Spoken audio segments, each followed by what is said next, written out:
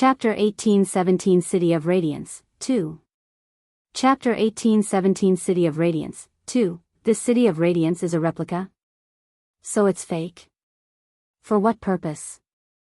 Jiran questioned, his brow furrowed in confusion as he tried to make sense of Yuan's revelation. I don't know, Yuan replied thoughtfully. But whoever made this place definitely invested an immense amount of energy and effort to ensure it was as realistic and detailed as possible.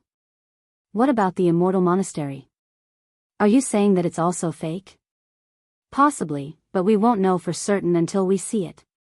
Although Yuan claimed he didn't know why anyone would go to such lengths to create a replica of the City of Radiance, several possibilities crossed his mind. One plausible explanation was that this hidden domain could be a trap, a meticulously crafted lure designed to draw people in for some unknown purpose. Hidden domains always attracted attention, drawing cultivators from far and wide with the promise of treasures and opportunities. It wasn't unheard of for such places to be disguised traps, crafted to exploit the greed and curiosity of those who entered.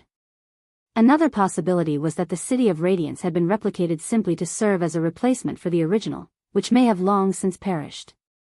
In this case, the replica might not hold any sinister purpose or hidden agenda. Instead, it could be nothing more than a decorative tribute, a way to preserve the memory of a once glorious city. Perhaps it was created by someone who revered the original City of Radiance, ensuring that its legacy would not be forgotten, even if its inhabitants and purpose had vanished with time. Sometime later, they arrived at the bottom of the mountain that led to the Immortal Monastery. The entrance to the Immortal Monastery is at the top, said Hong Ling as she stepped onto the first step. Feng Yuxiang raised an eyebrow at her actions and asked, "We're walking? Why don't we just fly up there?" Hong Ling smiled at her words and calmly responded, "Go ahead and try, flying up there, I mean." Feng Yuxiang didn't think much about it and gathered her spiritual energy. However, when she tried flying, she realized she couldn't control her spiritual energy, almost as if something was disrupting it. What's going on? Feng Yuxiang muttered as she tried gathering her spiritual energy again, only for them to disperse due to a lack of control. Although this world has spiritual energy, and we can cultivate it, we cannot control it for some reason, Hong Ling revealed.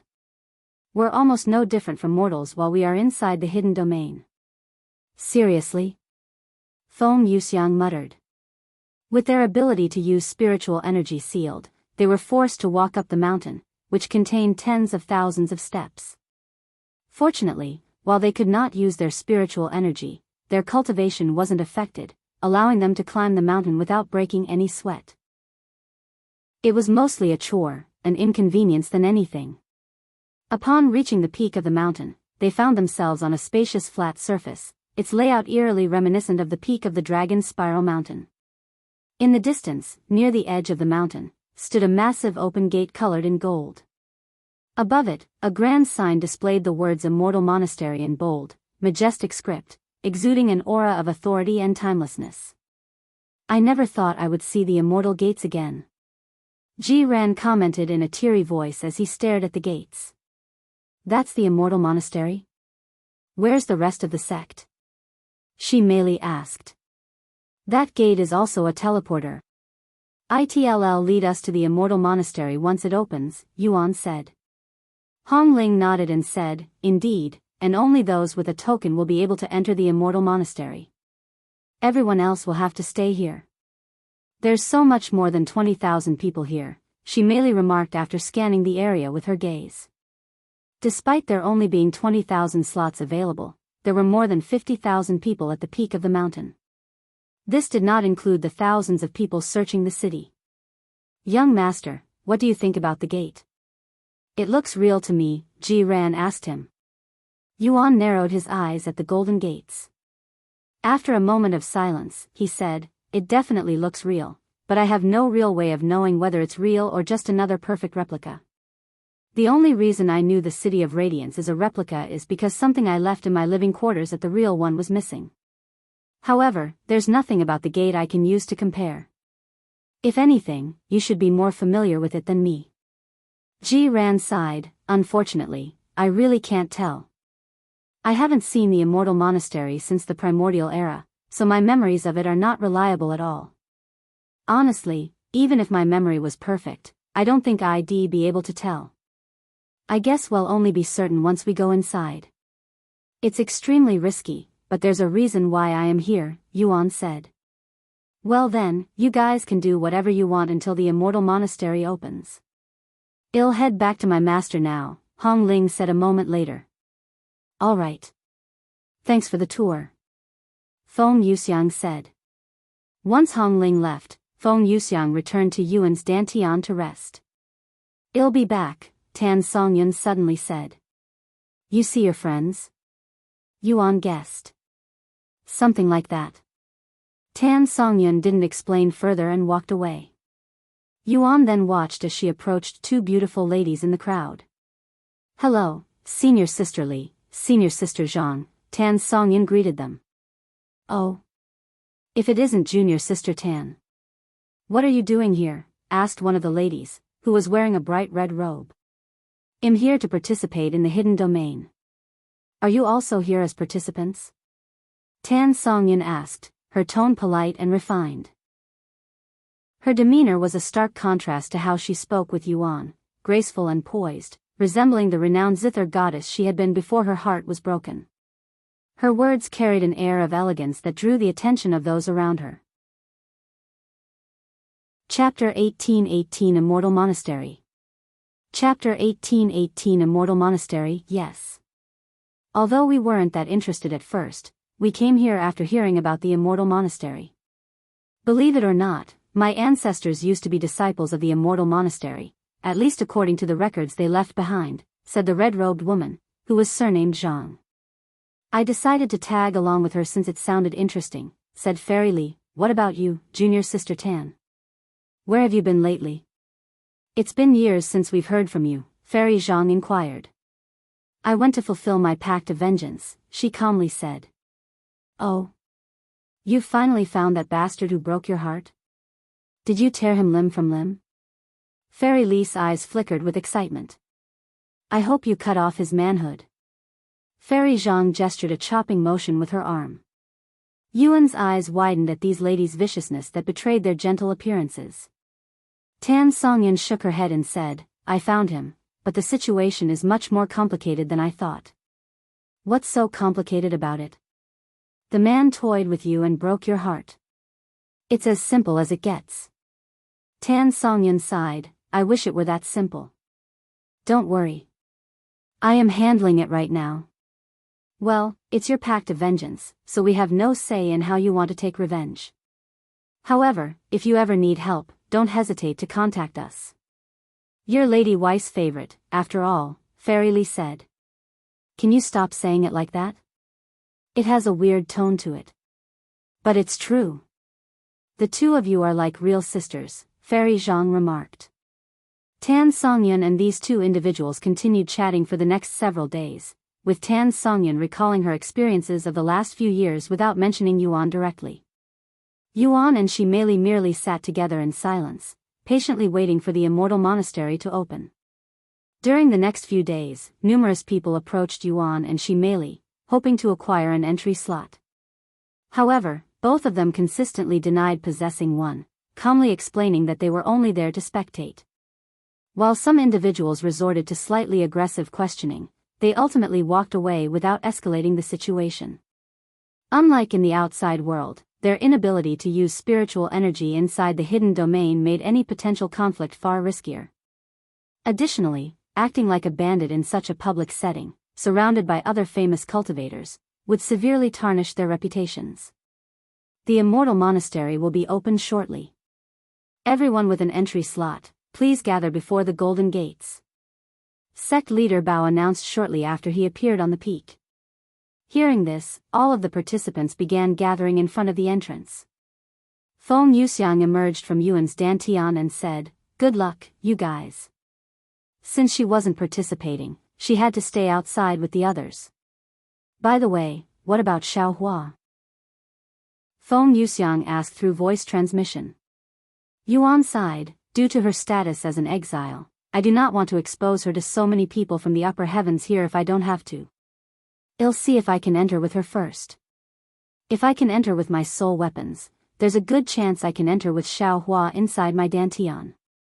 In that case, I'll come with you, Feng Yuxiang said before returning to his dantian again.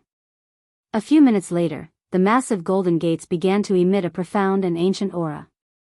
The energy spread outward in a ripple, sweeping across the entire area like an invisible wave. The aura carried a weight of timelessness, as though it had existed for millennia, untouched by the flow of time. Those present could feel its immense power, leaving many in awe and silence as they braced themselves for what was about to unfold. The aura continued to surge forth like a broken dam, each ripple growing increasingly powerful as it radiated across the area. The sheer intensity of the energy made the air feel heavier with every wave, pressing down on everyone present. Some cultivators instinctively took a step back, their faces pale as they struggled to withstand the overwhelming force. This is immortal qi. A mere gate is exuding immortal qi. I cannot imagine what the rest of the Immortal Monastery will look like. The participants trembled with excitement. Sometime later, the aura ceased its outward expansion, but it continued to radiate power around the Golden Gate. Then, a deep, ancient voice echoed across the area, its tone imbued with an overwhelming sense of authority and timelessness. Each word resonated deeply, causing the souls of those present to tremble in reverence, as if they were before a god. Welcome to the Immortal Monastery. My surname is Tian, and I was once called the Ancient Immortal.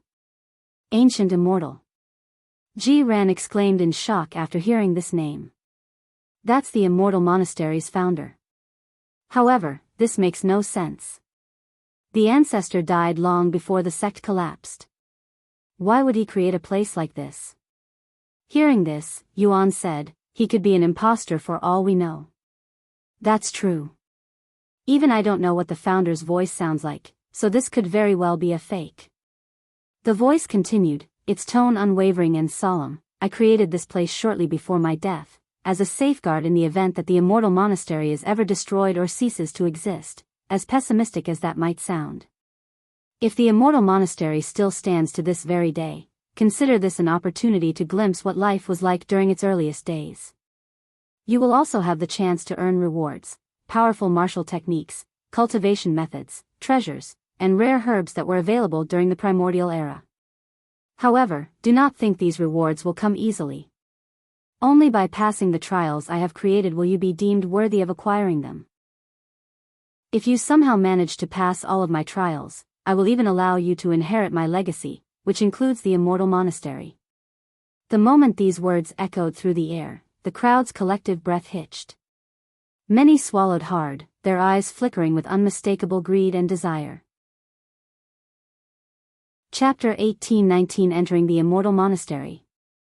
Chapter 18-19 Entering the Immortal Monastery, the Ancient Immortal's Legacy, someone exclaimed, their voice trembling with excitement. I've heard about him before. He was one of the earliest cultivators to reach immortality. If he could achieve the immortal realm during such an early period, when cultivation was barely developed, I can only imagine the kind of heaven-defying cultivation techniques he must have possessed. Forget that. We get to inherit the Immortal Monastery. Doesn't this mean we will inherit all of their techniques? I'm willing to risk my life for this opportunity. After a moment of pause, the Ancient Immortal continued speaking, only those who have a token will be able to participate in my trials. I have left behind 20,000 tokens. Anyone without a token who tries to participate will be erased from existence. I will begin calling the number on the tokens in an hour. When the Ancient Immortal mentioned the numbers, a few people holding entry tokens instinctively glanced at them. To their surprise, a faint number now glowed on their tokens, something that hadn't been there before. However, not everyone's token bore a number. The absence of this marking on some tokens caused unease to ripple through the crowd, as it likely meant those tokens were fakes. Why don't my token have a number? What is the meaning of this? Someone eventually shouted, his voice filled with anger. Mine is also missing a number. Mine too. Does this mean our token is fake? Sect leader Bao, what is the meaning of this? The people with a fake entry token immediately turned to Sect leader Bao for answers, as the Heavenly Beast sect was responsible for handing out the tokens. How dare you try to scam us with these fake entry slots? Do you know who you're messing with? Fuck. I paid a fucking fortune for this entry slot. I demand an answer, Heavenly Beast Sect. Did you really think you'd get away scamming us? I'll burn down the Heavenly Beast Sect myself if that's the case. Sect leader Bao appeared genuinely shocked and confused by the sudden revelation about the tokens. However, his daze was short-lived as the situation quickly escalated. When people began directing their anger and threats toward the Heavenly Beast Sect, his expression hardened. With so many powerful cultivators and influential figures from the upper heavens present, the sect could not afford to offend them. Doing so would undoubtedly spell disaster and potentially lead to the destruction of the Heavenly Beast Sect. Sect leader Bao straightened his posture, his voice steady but tinged with urgency as he addressed the crowd. Everybody, please calm down and listen to me. The tokens my Heavenly Beast Sect handed out are definitely real. Every single one was acquired directly from this place, so it's extremely unlikely they are fake. He paused, his gaze sharp as he swept across the crowd. Now, I have a question for those of you with a fake token, he continued, his tone demanding yet composed. Did you acquire the token directly from my sect, or did you obtain it through another source? If you did not acquire a token directly through my Heavenly Beast Sect, there's a good chance you were scammed. In such a case, it is not my Heavenly Beast Sect's responsibility to compensate you. The area grew quiet, and those with fake tokens stood dumbfounded as they realized they had been scammed. The others, after hearing Sect leader Bao's explanation, couldn't find a reason to blame the Heavenly Beast Sect and mostly sided with him. If someone had purchased a token from outside the Heavenly Beast Sect, it was their responsibility to do their due diligence to ensure they weren't buying a fake token. Scams like these were not uncommon, especially when dealing with something as valuable as entry tokens to a hidden domain. Eventually, someone broke the silence. I got my token directly from the Heavenly Beast Sect. That's right. I got my token from the Heavenly Beast Sect, too. Or are you calling us liars? That's exactly what I am calling you. Sect leader Bao roared. I don't care if you're from the upper heavens or not. I have registered the identity of everyone who received a token from our sect. If you claim to have gotten your token from us, you should be willing to give us your name so that we can verify it. One sect leader Bao mentioned a list of verified token holders. Those who had been shouting moments ago fell instantly silent. The atmosphere grew still, and the area became quiet once again. Meanwhile, everyone took out their token to verify they had the real ones. Yuan also did the same, and sure enough, all 5 of his tokens had a number on them. Here. After verifying the tokens, Yuan handed token number 11,923 to Shimeli, 7,129 to Lan Yingying, and 17,441 to Yingzi, leaving numbers 7,688 and 2,025 to himself and Ji Ran. Is anyone willing to sell their real token to me? I'll pay any amount, one of the individuals with a fake token shouted, their voice brimming with desperation. Others in the same predicament quickly joined in, their frantic pleas echoing through the area as they scrambled to secure a legitimate token, willing to offer anything to enter the Immortal Monastery. A few individuals holding real tokens seized the opportunity to secure an immediate and guaranteed profit. Despite setting exorbitant prices, the desperation of those with fake tokens ensured that the real tokens were purchased almost instantly. An hour later, the ancient Immortal's voice resounded once more, echoing across the area. The Immortal Monastery will now open. Those with numbers 1 to 1,000 may enter the Immortal Gates and begin their trial. You have 3 minutes to do so, or you'll lose your chance to enter. As soon as the announcement ended, a wave of movement erupted. People rushed toward the gates where a massive portal shimmered, eager to visit the Immortal Monastery. However, even at a glance, it was obvious that far more than 1,000 individuals were rushing toward the gates. The moment those without a real token, or any token at all, attempted to step into the portal, a terrifying sight unfolded. Their bodies and souls were instantly vaporized by an unseen force, leaving nothing behind. This shocked everyone, momentarily halting their movements. Chapter 1820 Entering the Immortal Monastery, 2. Chapter 1820 Entering the Immortal Monastery, 2. when those who thought about sneaking inside the Immortal Monastery despite the ancient Immortal's warning saw the brutal deaths of the first few deaths, they instantly changed their minds. However, the ancient Immortal had different plans. "Foolish hoarders who ignored my warning, you all deserve death," the ancient Immortal spoke in a grim voice. The next moment, the golden gates emitted another powerful pulse of energy, sending a ripple cascading across the area. When the ripple reached those who had attempted to enter the Immortal Monastery without a token but hadn't yet reached the gates, their bodies were instantly vaporized, erased from existence as if they had never been there. The shocking display left everyone watching frozen in fear and disbelief. The ruthlessness of the ancient Immortal gave a glimpse of what might be to come in the trials. Some of the victims were immortals who came from the upper heavens, with a few even being immoral cultivators. However, they were still powerless before the ancient Immortal's powers. "I will not repeat myself. Those who disrespect my authority will be erased." 1 minute left. The ancient Immortal spoke after a moment of silence. After being reminded of the time limit, those numbered 1 to 1,000 snapped out of their daze and hastily rushed into the portal. Once the remaining minute was over, the ancient Immortal's voice resounded again. "Numbers 1001 to 2000 may enter the Immortal Gates now. You have 3 minutes."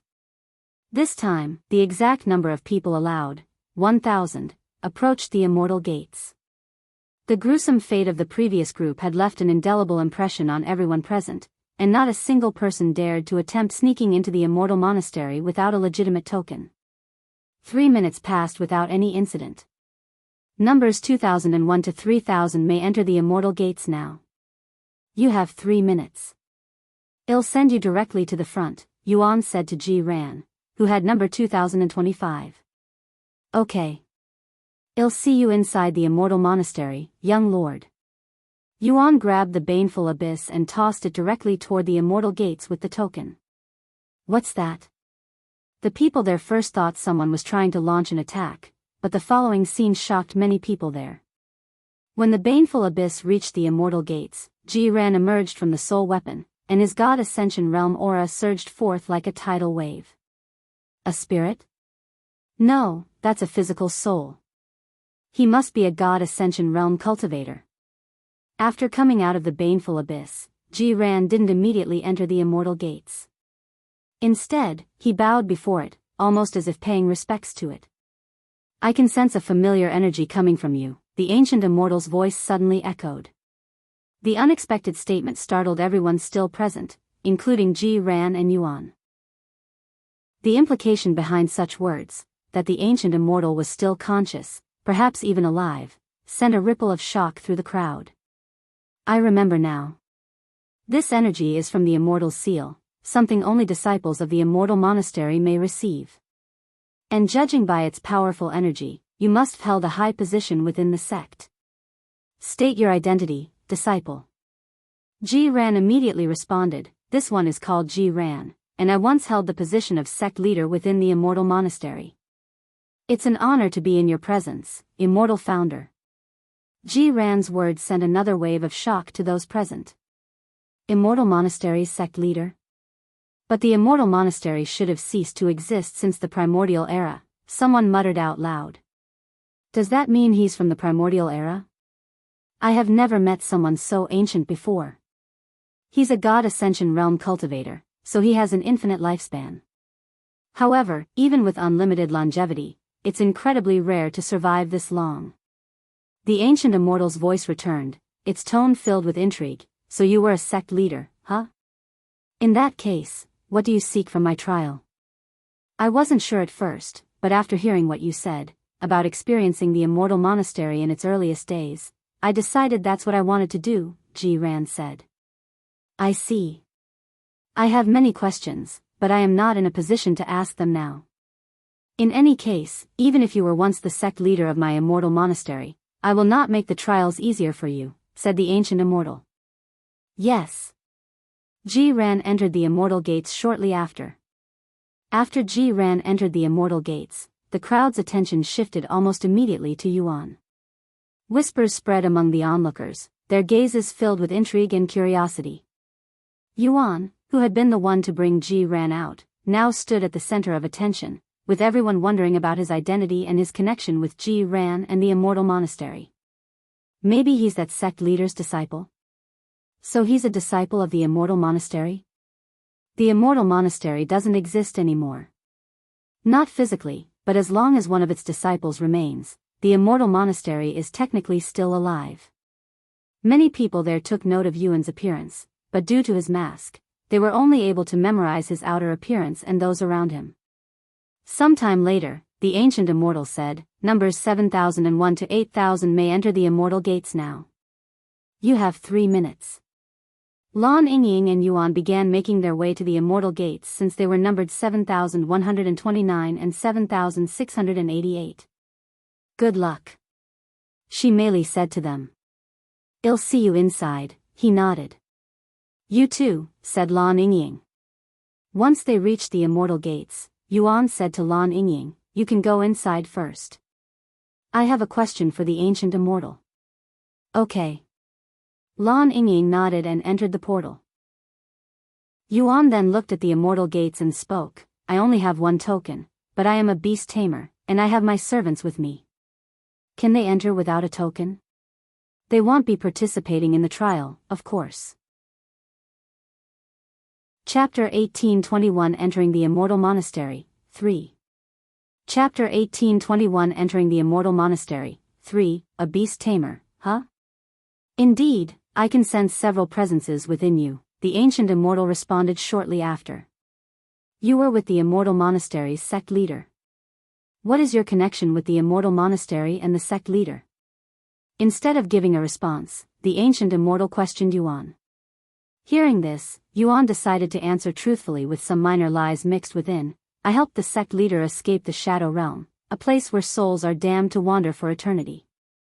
In exchange for helping him, sect leader Ji agreed to make me his disciple and the successor of the Immortal Monastery." The Shadow Realm. The spectators present gasped in shock after hearing about this ominous place. He actually released someone from the Shadow Realm? Does he not fear offending the heavens, the Celestial Emperor? Why would it offend the Celestial Emperor? It's not as if our current Celestial Emperor was responsible for what happened during the heavenly war of immortals or gods. No, but if the Celestial Emperor wanted to, he could easily free those in the Shadow Realm at any point. The fact he hasn't means he doesn't want them to leave for whatever reason. There were 2 main reasons why nobody dared to assist those within the Shadow Realm. First, the place was incredibly dangerous. The majority of the souls dwelling there had long lost their rationality, their souls corrupted over time. They were no different from malevolent spirits, driven by pure instinct and malice, making it perilous for anyone to venture near them. The second reason was that nobody wanted to offend the Celestial Emperor. Just like a certain individual had mentioned, the Celestial Emperor had the power and authority to release the souls within the Shadow Realm, but he hasn't for whatever reason. So you saved the sect leader. Very well, I shall make this a special occasion and allow you to enter with those residing within you despite having only a single token. However, they will not be able to participate in the trial, nor will you be able to contact them until you are finished with the trial, the Ancient Immortal finally said. Yuan bowed to the Ancient Immortal. "Thank you, Senior. Since you are now part of the Immortal Monastery, you should address me as Founder." "Yes, Founder. Now get going. You have less than 10 seconds to enter." "Yes, Founder. Now get going. You have less than 10 seconds to enter." Yuan nodded and entered the portal with just 2 seconds left. As Yuan stepped through the Immortal Gates, his vision momentarily blanked, and an unsettling sensation washed over him. It didn't take long for him to notice a profound change within his body, and it was not a good one. His strength faded away, his talents sealed, and, most disturbingly, his cultivation had completely vanished. At this moment, Yuan realized he was no different from a mortal, stripped of all the power and talents he had. When Yuan's vision returned, he found himself standing in a serene courtyard nestled in the heart of a bamboo forest. The gentle rustling of the bamboo leaves in the wind contrasted starkly with the unsettling changes he had just experienced. Around him were the other participants, all with tokens numbered 7001 to 8000. They stood scattered throughout the courtyard, their expressions varying between confusion, wariness, and curiosity as they took in their surroundings. Where the hell are we? This doesn't look like the Immortal Monastery, someone exclaimed. Fuck. My entire cultivation is gone. I also cannot sense my physique or talents. What's happening? Did we get tricked? The participants began to panic as they realized their powers had completely vanished, leaving them as vulnerable as mortals. Murmurs of confusion and fear spread through the group, their voices rising as they struggled to understand the puzzling situation. While the others were consumed by their panic, Yuan stood quietly, his expression calm. His gaze wandered over the courtyard and bamboo forest with a nostalgic glint. This place is the bamboo garden. Yuan thought to himself. The very first trial where one must prove their worth before being allowed to even step foot into the Immortal Monastery as a disciple. Tian Yang's memories inside this place began to resurface again, but he didn't have the time to reminisce. Yuan began inspecting his body. Sure enough, he was no different than a mortal.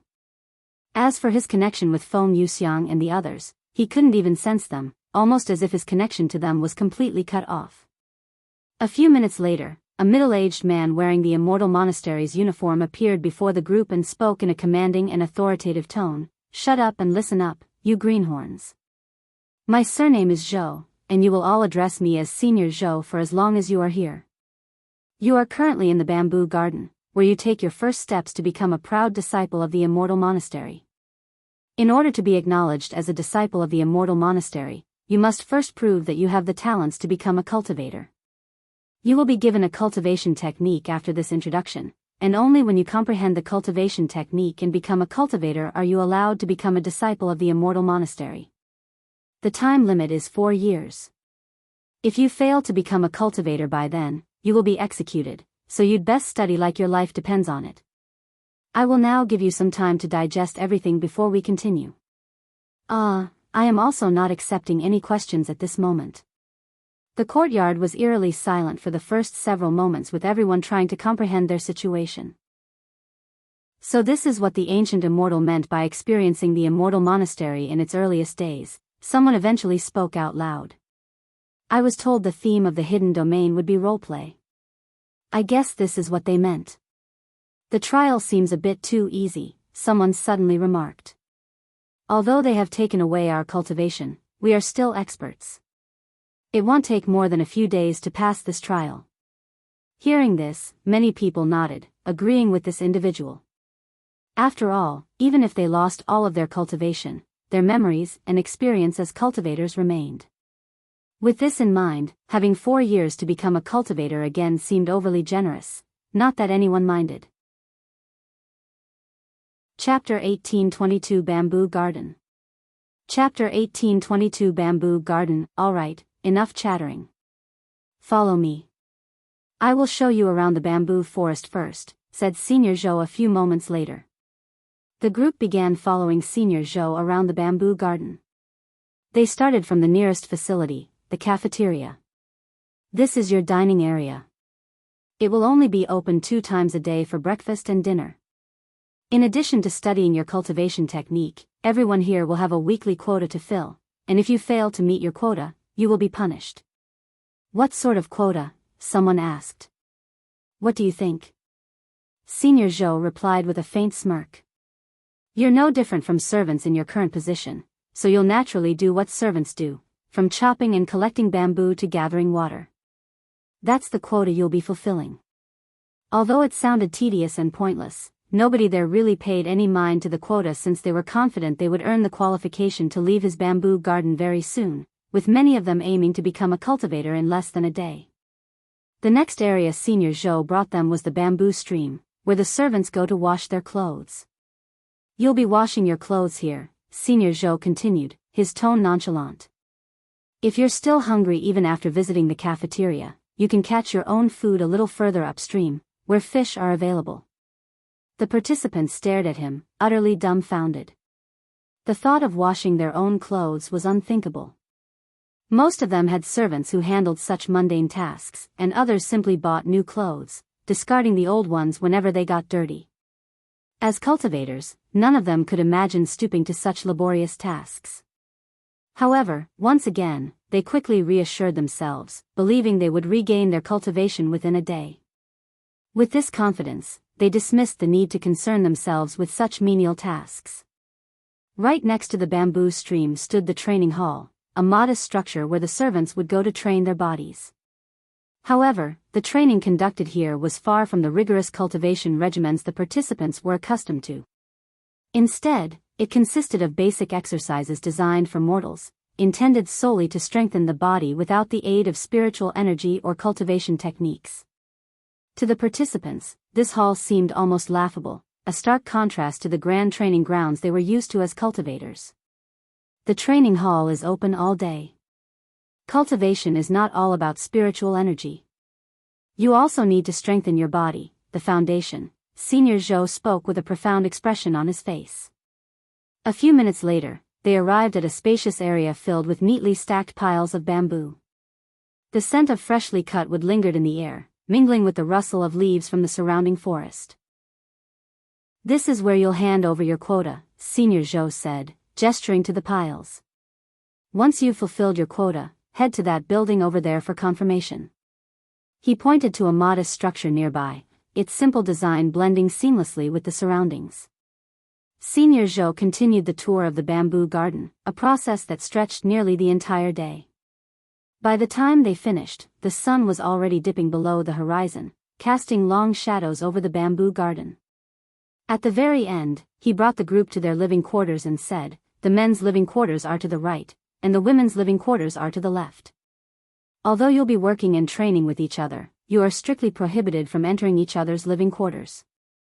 This will conclude the tour. Once I dismiss you, go ahead and pick your living quarters.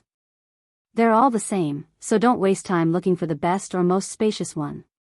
Once you've chosen, write your name on the door and take your keys. As for your cultivation technique, you'll find it inside your living quarter. You are only given one for free, so try not to lose it."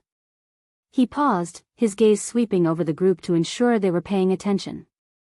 "Tomorrow at sunrise, everyone will gather here.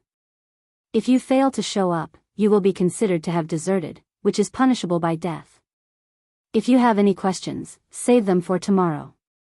With that, he gestured for the group to disperse before turning around and quickly disappearing from the place. While most people left to secure their living quarters, some stayed behind to chat with each other. "Yua, young master." A familiar voice called out to Yuan, who stayed behind. Yuan turned around to see a beautiful young lady approaching him. "Yingying," he smiled after seeing her pretty face. "Let's go somewhere more private." He pointed at an empty area in the distance. Lan Yingying nodded and followed him.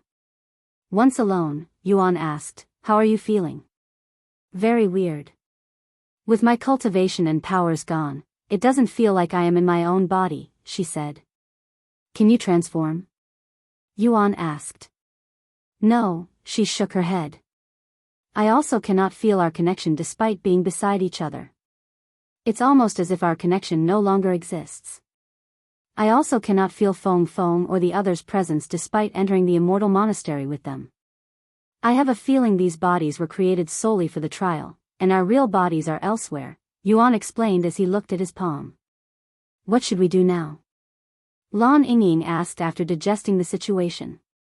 "The goal of this trial is still unclear, but if we take the ancient immortal's words at face value, we should just follow the flow and act like we're really servants trying to join the Immortal Monastery. So learn the cultivation technique and become a cultivator?" Yuan nodded. "About that, will I even be able to cultivate a cultivation technique meant for humans properly?" Lan Yingying wore an uncertain expression on her face. "I'm sure it'll work out. I doubt the ancient immortal would have allowed you and the other beasts to enter if it was impossible for you to progress," Yuan reassured her. "If you say so," Lan Yingying nodded, no longer feeling worried. Chapter 1823 Bamboo Garden, 2. Chapter 1823 Bamboo Garden, 2. "Then I'll see you tomorrow," Lan Yingying said with a light smile before heading toward the women's living quarters. Yuan nodded briefly and didn't linger either. He made his way to the men's side, his steps deliberate as he passed by every living quarter, including numerous empty ones. He continued without pause until he reached Building 423, the same building Tian had lived in for 3 years before becoming an official disciple of the Immortal Monastery. Standing before the door, he took a moment to glance at the familiar structure, memories stirring within him. Coincidentally, Building 423 was still unoccupied, so Yuan decided to claim it. He quickly wrote his name on the door as instructed and acquired its keys before stepping inside. The interior was small and unadorned, consisting of only a single bed with no other furniture. The plain walls and sparse space gave the room a minimalist feel, yet it served its purpose as a resting place. After a brief glance around the sparse interior, Yuan's eyes landed on the manual resting neatly on the bed. The manual's cover was worn and simple, with no ornate designs or embellishments, yet it exuded an air of subtle importance. A slight smile appeared on his face after picking it up and reading the title. "As I thought, it's the basic qi gathering technique," he mumbled. He wasted no time and immediately began reading through its contents. Sure enough, the cultivation technique was exactly the same as he remembered. Since the cultivation technique is the same, there's no reason why I shouldn't start cultivating now. Moreover, there's something I want to confirm. Yuan placed the cultivation technique back on the bed and sat down cross-legged, settling into the lotus position. Closing his eyes, he began reciting the contents of the manual in his mind. Since he had already cultivated and mastered the basic qi gathering technique in the past, it required almost no effort, and everything felt as natural as breathing. His breathing perfectly synced with the rhythm of the technique, and he effortlessly entered a trance-like state. Within moments, the spiritual energy around Yuan began converging toward his body, entering through his pores and gathering inside his dantian. However, he quickly noticed a problem. While the spiritual energy was gathering as expected, the speed was unbearably slow. What's more, his capacity to contain the energy seemed drastically limited, and he could only retain a minuscule amount of the spiritual energy he managed to draw in. Compared to his usual cultivation speed, his current progress was abysmally slow, worse than trash, bordering on crippled. This confirmed his theory that the body he was using wasn't his real one but a temporary construct specifically designed for the trial. Its severe limitations were likely a deliberate part of the challenge, forcing participants to cultivate from the ground up under the harshest conditions imaginable. Despite this realization, Yuan remained calm and continued to cultivate as normal. Meanwhile, the other participants were still struggling with the first step, memorizing the cultivation technique. Unlike Yuan, who had already memorized the cultivation technique before entering the hidden domain, they were encountering an entirely different issue. Despite their experience and powerful memorization as cultivators, they found it unnaturally difficult to retain the contents of the technique. The words seemed to slip from their minds as soon as they read them, and the more they tried to focus, the harder it became to comprehend. What the fuck is going on? This cultivation technique should only be a mortal rank technique, earth rank at best. Why am I having trouble memorizing it when I can memorize and comprehend divine rank techniques with ease? This must be the hidden domain's doing. I knew the trial seemed too easy at a glance. Fuck. As time went on, more and more participants began to grasp the reality of their situation, that this trial was far more complex than it initially seemed. Many found themselves growing frustrated and even embarrassed as they struggled to memorize a mere mortal rank cultivation technique, something they would typically consider beneath them. Time passed in the blink of an eye, and the night gave way to dawn. Despite spending the entire night trying, not a single one of the 1,000 participants in the bamboo garden had managed to become a cultivator. Out of the entire group, only Yuan comprehended the cultivation technique well enough to even begin the process of cultivation. The participants, many of whom had initially dismissed the trial as overly simple, now found themselves humbled and increasingly frustrated. The harsh reality of the challenge was beginning to set in, and the atmosphere within the bamboo forest grew heavier. As the first light of sunrise illuminated the bamboo garden, the participants gathered at the appointed area. The atmosphere was tense, with many looking weary and frustrated from the night's struggles. Senior Zhou stood waiting for them, his posture relaxed but his sharp gaze sweeping over the group, taking note of their expressions and demeanor. He smiled and let out a chuckle, his tone laced with amusement. Judging by your expressions, it's clear you're all struggling with the cultivation technique. Did you think becoming a cultivator would be easy? What a naive and foolish notion.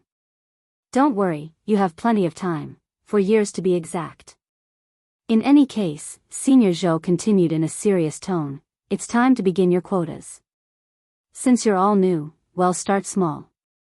Consider it an adjustment period.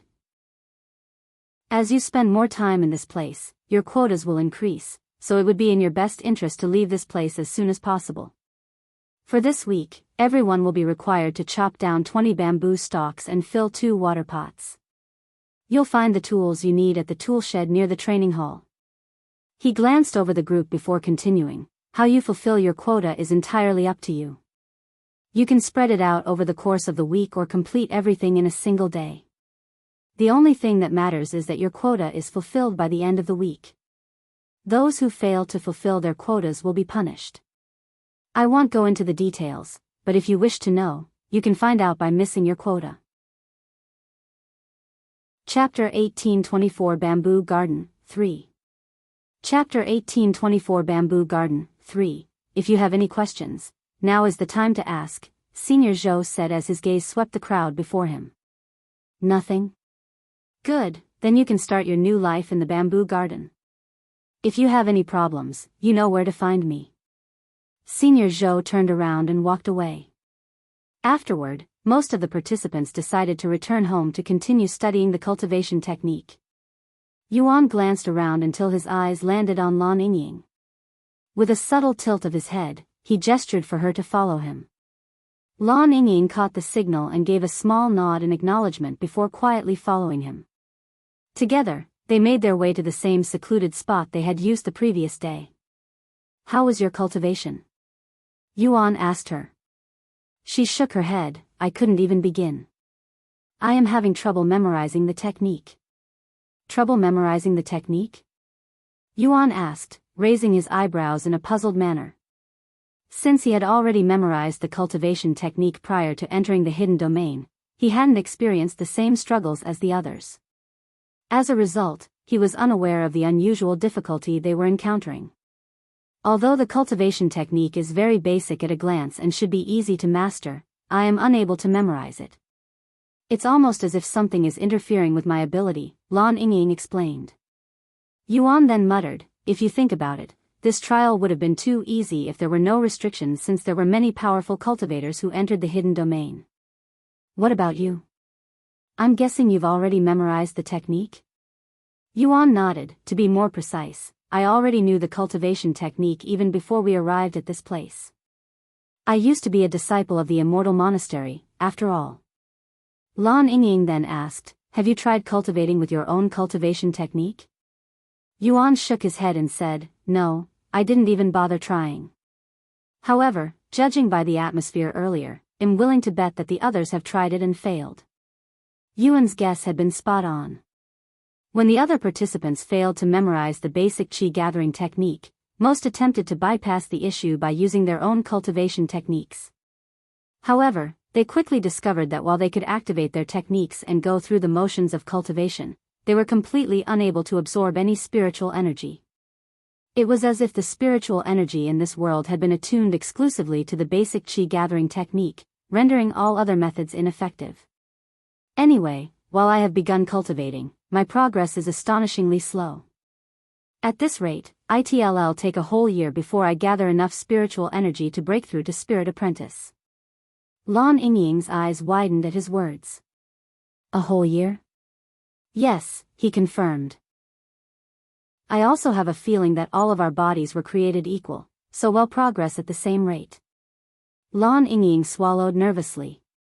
She couldn't fathom spending a whole year just reaching Spirit Apprentice, not including the time it'll take her to memorize the cultivation technique. I'm sure there will be ways for us to increase our talents or cultivation speed. Until I find something, let's just keep doing our best with what we're given. Okay, Lan Yingying nodded. I'm going to train my body through the quotas now. A trained body will absorb spiritual energy much easier than one that has never been trained before, Yuan said a moment later. I'll focus on the cultivation technique for now, Lan Yingying said. They went their separate ways shortly after. Lan Yingying returned to her living quarters to focus on studying the cultivation technique, while Yuan headed to the training hall to acquire some tools. At the training hall, Yuan selected a sturdy sword, noting its weight before heading into the bamboo forest to begin his quota. The bamboo in the bamboo garden was far from ordinary. Each stalk was thicker than an adult human and significantly more durable than regular bamboo.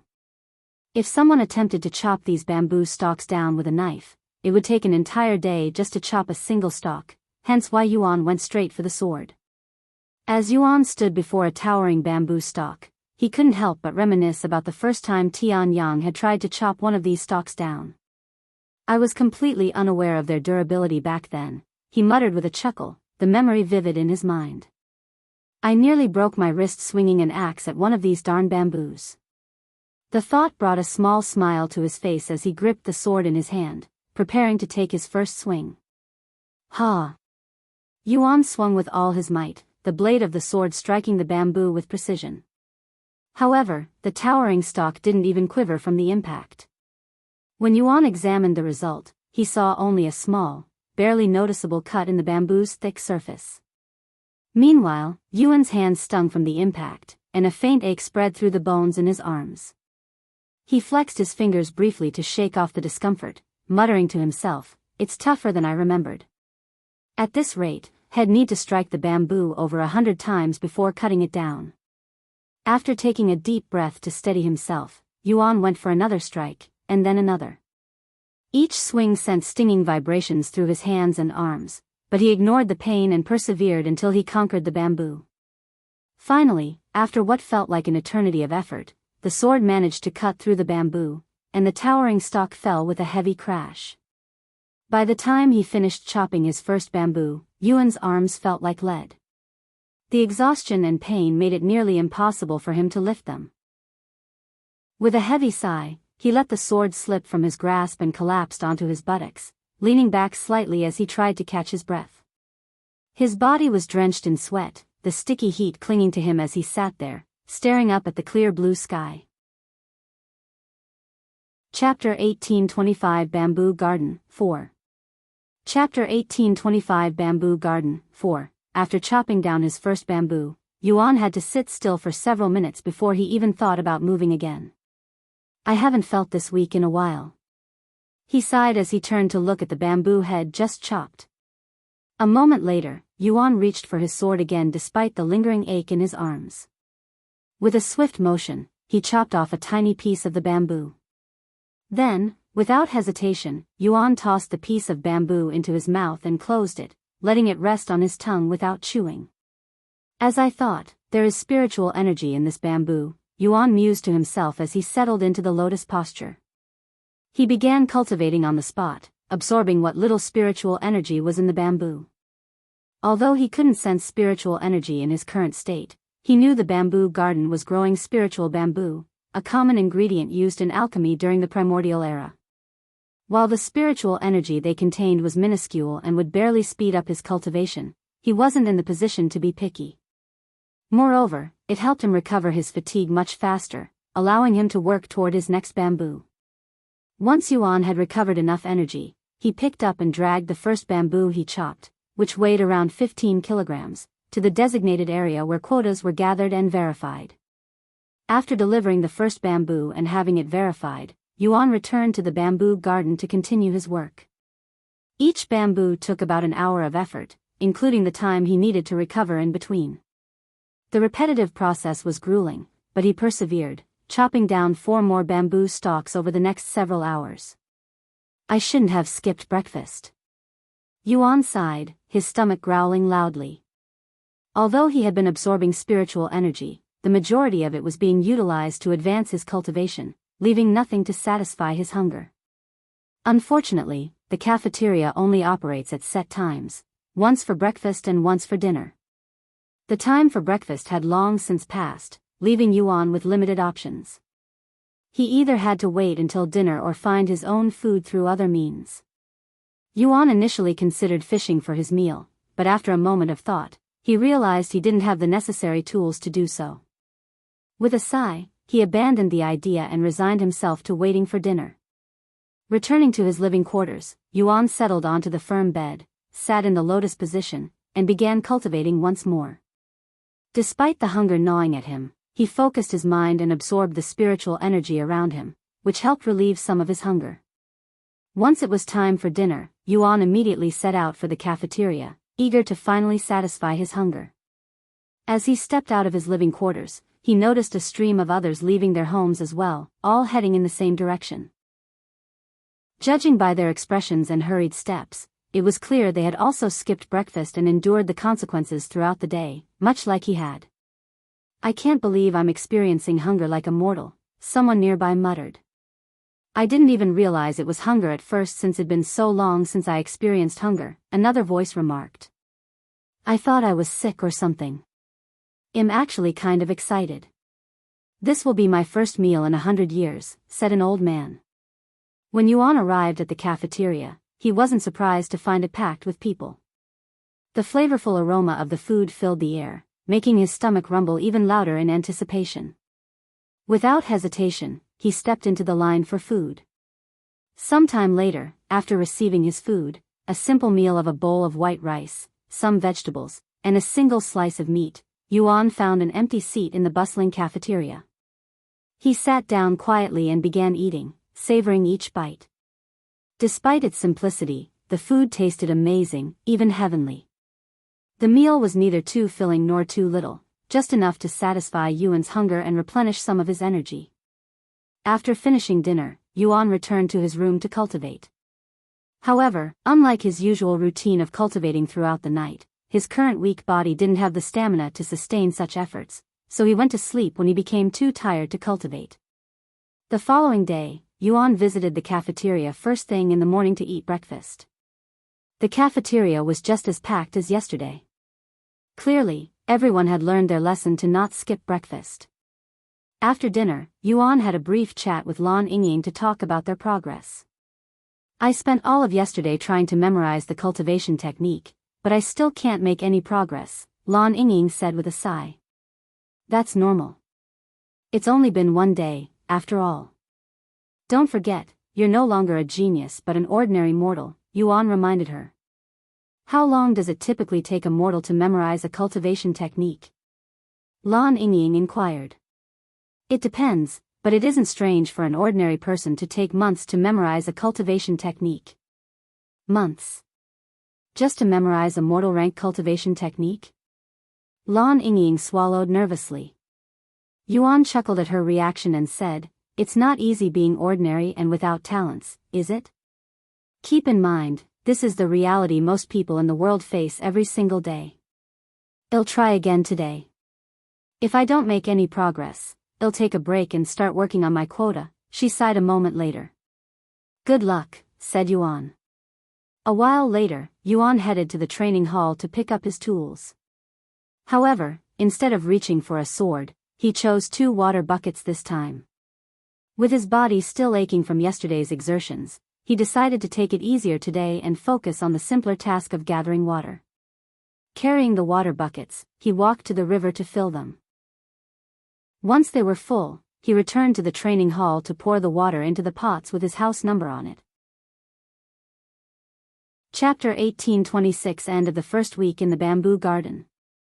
Chapter 1826 End of the first week in the bamboo garden. Each water pot could hold up to 50 gallons of water, and the buckets provided to the servants had a capacity of just 1 gallon each. Since every servant was required to fill 2 water pots, they needed to haul a total of 100 gallons of water each week. Yuan carried 2 buckets to the river at a time, meaning it took 50 trips to completely fill both pots. With each trip taking roughly 15 minutes, he spent a little over half a day completing his assigned quota. After dinner, Yuan returned home to cultivate. The following day, Yuan met up with Lan Yingying again. "How was it?" he asked her. "I am making progress, albeit extremely slowly. At this rate, it'll probably take me around 3 months to completely memorize the technique," she sighed. "As long as you're making progress." "But it's too slow." Lan Yingying shook her head. "Although we have 4 years to complete this task, I don't want to spend so much time here. Also, I doubt we'll be finished after this trial." Yuan lifted his head to gaze at the blue sky and said, 4 years is definitely a long time, but there's nothing we can do. Even if we want to leave this place, I don't know if we can without failing the trial. Sometime later, Lan Yingying, who decided to start working on her quota, followed Yuan to the training hall to acquire some tools. Once they started chopping the bamboo, it was clear that Lan Yingying was quite experienced with chopping, something Yuan hadn't expected. You're quite good at this. You have the perfect posture and motion, just like an expert. Yuan remarked after seeing her work. Besides my cleaning duty, I chop trees often in the mystic realm, she said as she swung her axe. By the way, why are you using a sword? It'd be more efficient to use an axe, she then asked. Yuan smiled and said, it feels more comfortable in my hands. Moreover, this is training. Is that so? Once they chopped down their first bamboo of the day, Yuan repeated what he had done yesterday and began cultivating with some of the bamboo in his mouth.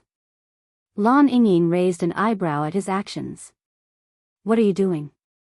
She couldn't keep her curiosity contained. These bamboo contain spiritual energy, so it speeds up my cultivation progress. I see. Since she couldn't cultivate, Lan Yingying sat down on the ground and took out her cultivation technique, using the time to study it while she rested and waited for Yuan. Once Yuan emerged from his cultivation about half an hour later, they delivered the chopped bamboo before returning to the forest. They repeated this routine until it was almost time for dinner, ending the day with 5 bamboos chopped. I haven't felt this type of exhaustion in a long time. Lan Yingying muttered as she grabbed her dinner, barely able to hold her plate up from exhaustion. She looked around the dinner area and continued, judging by everyone's appearance, very few have started working on their quota. I have a feeling many people will miss their quota this week, Yuan said with a slight smile. What do you think the punishment will be for them? Yuan shrugged, who knows? Back then, those who missed their quotas would not be allowed to eat and get beaten. If you miss enough quotas, you'll no longer be able to become a disciple. However, they won't just send you back home, either. Instead, you'll be forced to work as a servant for the rest of your life. That said, very few people have actually missed enough quotas to receive such punishment. During my several years in the bamboo garden, only one individual suffered such a fate. Since this is a trial, I'm sure things will be a lot worse, Lan Yingying muttered. Yuan nodded, that's why we need to make sure we don't miss our quotas. After dinner, Yuan and Lan Yingying returned to their living quarters. For the next 2 days, they resumed their routine of chopping bamboo together. And with that, I am finished with my quota for this week, said Yuan as he chopped his final bamboo. I still need 5 more bamboos, as well as 2 water pots, Lan Yingying sighed. We only have 2 days left, too. If I had skipped another day, I probably would have struggled to finish the quota. It'll help you out with your quota, Yuan suddenly said. No, it's okay. I don't want to become a burden this early on. You should focus on becoming a cultivator as soon as possible. Don't worry about me. I'll be able to manage myself. Yuan nodded and said, all right. However, if you need help, come to me. This is an order. Lan Yingying acknowledged with a smile, yes, young master. For the last 2 days of the week, besides going to the cafeteria, Yuan spent all of his time cultivating inside his room. As for Lan Yingying, she finished her quotas without any issues. Once the first week ended and they began their second week, Senior Zhou gathered everyone at sunrise. Your first week in the bamboo garden has ended. I knew this was inevitable, but I didn't think so many of you would miss your quotas. Senior Zhou pulled out a storage pouch and retrieved a scroll from within. As he unrolled it, he revealed its contents to everyone, a long list of numbers neatly written across the scroll. This scroll contains a list of your house numbers and the names of those who failed to meet their quotas, Senior Zhou announced in a stern tone. There are 815 of you on this list, so the majority of you here have failed to fulfill your quota. Do you think this is a joke? That there are no consequences to your actions? Not only does this look bad on me, your supervisor, but it also affects the Immortal Monastery. Since my earlier warning was ignored, Senior Zhou said, his tone growing colder, I will now inform you of the punishment for failing to meet your quotas. The atmosphere grew heavy, and many nervous gulps could be heard from the crowd. Chapter 1827 Punishment for Missing Their Quotas. Chapter 1827 Punishment for Missing Their Quotas. After a moment of silence, Senior Zhou announced the punishment for those who failed their quotas. Everyone who failed their quotas this week will have their quotas doubled for the rest of the month. Moreover, you will only be allowed one meal a day, breakfast. Lastly, your access to the cultivation technique will also be restricted for this week. What? So we can't cultivate for an entire week, someone exclaimed after hearing the final punishment. That's what I said, no? Senior Zhou responded. Fail your quotas again and it'll turn that week into a month. Of course, it'll also increase your quotas again. If you fail your quotas for a third time, it'll restrict your ability to cultivate for an entire year. After that, you will no longer be allowed to continue working in the bamboo forest, and well have you executed for being insubordinate. Those who had failed to meet their quotas the previous week stood in stunned silence, inwardly regretting their arrogance. Many of them had considered themselves too proud to bother with mundane tasks, and now they were paying the price for their complacency. Some had been so preoccupied with trying to memorize the cultivation technique as quickly as possible that they completely overlooked the quotas. However, the punishment served as a stark reminder, ensuring that nobody would dare to forget them again. As for those of you who have met your quotas, Senior Zhou continued, your quotas will remain unchanged for the rest of this month. Moreover, you'll all be given 10 points, which you can use to purchase items. If you want more information on this subject, you can visit the shop. That's all I have to say. I'll see you all here again next week. Senior Zhou turned around and walked away. Once Senior Zhou left completely, the participants began complaining openly. Fuck. What kind of shitty trial is this? What does chopping bamboo and gathering water have anything to do with the Immortal Monastery? This shit is a fucking scam. Right? Why the hell am I being treated like a servant? I am an immortal. Hey. My cultivation technique is gone. It was in my pocket just moments ago. Someone suddenly realized their cultivation technique had disappeared. Why, you're right. Mine is gone, as well. While the crowd grumbled and complained about their situation, Yuan and Lan Yingying quietly slipped away, wasting no time as they set out to start working on their quotas again. 1350 While the crowd grumbled and complained about their situation, Yuan and Lan Yingying quietly slipped away, wasting no time as they set out to start working on their quotas again. What do you think we'll be able to buy with the points? Lan Yingying asked as she swung her axe. Hard to say. We can check out the shop afterward. Okay. After chopping and delivering their first bamboo, Yuan and Lan Yingying noticed that significantly more people had joined in, busy working to fulfill their quotas. Noticing the increased activity, Yuan and Lan Yingying decided to move to a quieter area with fewer people. Since this was a trial and everyone was ultimately competing against each other, they wanted to avoid any unnecessary confrontations. Furthermore, Yuan was keen on keeping his ability to cultivate a secret for as long as possible. After delivering their fifth bamboo, Yuan and Lan Yingying decided to call it a day and made their way to the shop. The shop was a modest, single-story building with a plain interior. Inside, there was only one worker present, a young man who seemed to be in charge. Hello, can you tell me what I can purchase with my points? Yuan approached the young man and asked. I've got everything you could possibly need, the young man said with a confident smile. From food and medicine to cultivation resources, if you've got the points, I've got the goods. Then do you have something that can increase my talents? Of course. The young man swiftly retrieved a thin book and placed it on the counter in front of them. Take a look, he said with a casual gesture. Yuan opened the book and scanned its contents. It was filled with an array of treasures, each one more impressive than the last. Flipping through the pages, he recognized a few notable names, such as the translucent dew of flawlessness and other renowned talent-boosting items. However, his excitement quickly turned to disbelief as he noticed their ridiculous prices, many costing points in the millions. Even the cheapest treasure listed required tens of thousands of points. Yuan closed the book shortly after and handed it back to the young man. How much does a meal cost? He then asked. Something similar to what they give at the cafeteria. A cafeteria meal would cost you a single point. Of course, there are more luxurious options available, but they'll cost you more. Although 2 meals a day were just enough for now, Yuan was certain that his appetite would increase as his cultivation progressed. Is there anything else we can use points for? Besides buying items. The young man showed a profound smile and said, of course. You can buy privileges with points. For example, you can purchase a day or even a week of quotas so that you won't need to do them for that time. Or, you can increase the spiritual energy in a specific area for a certain amount of time. Oh. Yuan raised his eyebrows after hearing this. In that case, how much would it cost to increase the spiritual energy in my home? Let's say for a day.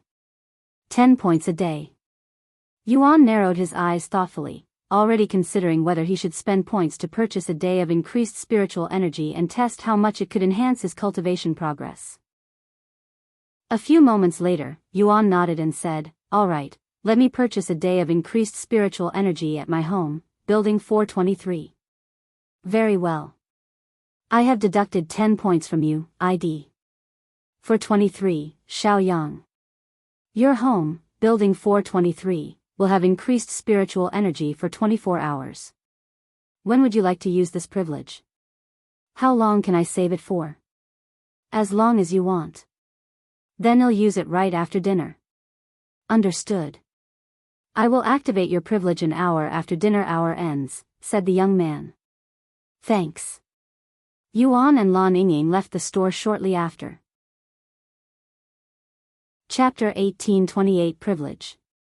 Chapter 1828 Privilege. After leaving the store, Yuan and Lan Yingying returned to their living quarters to clean off the sweat and grime they had accumulated throughout the day.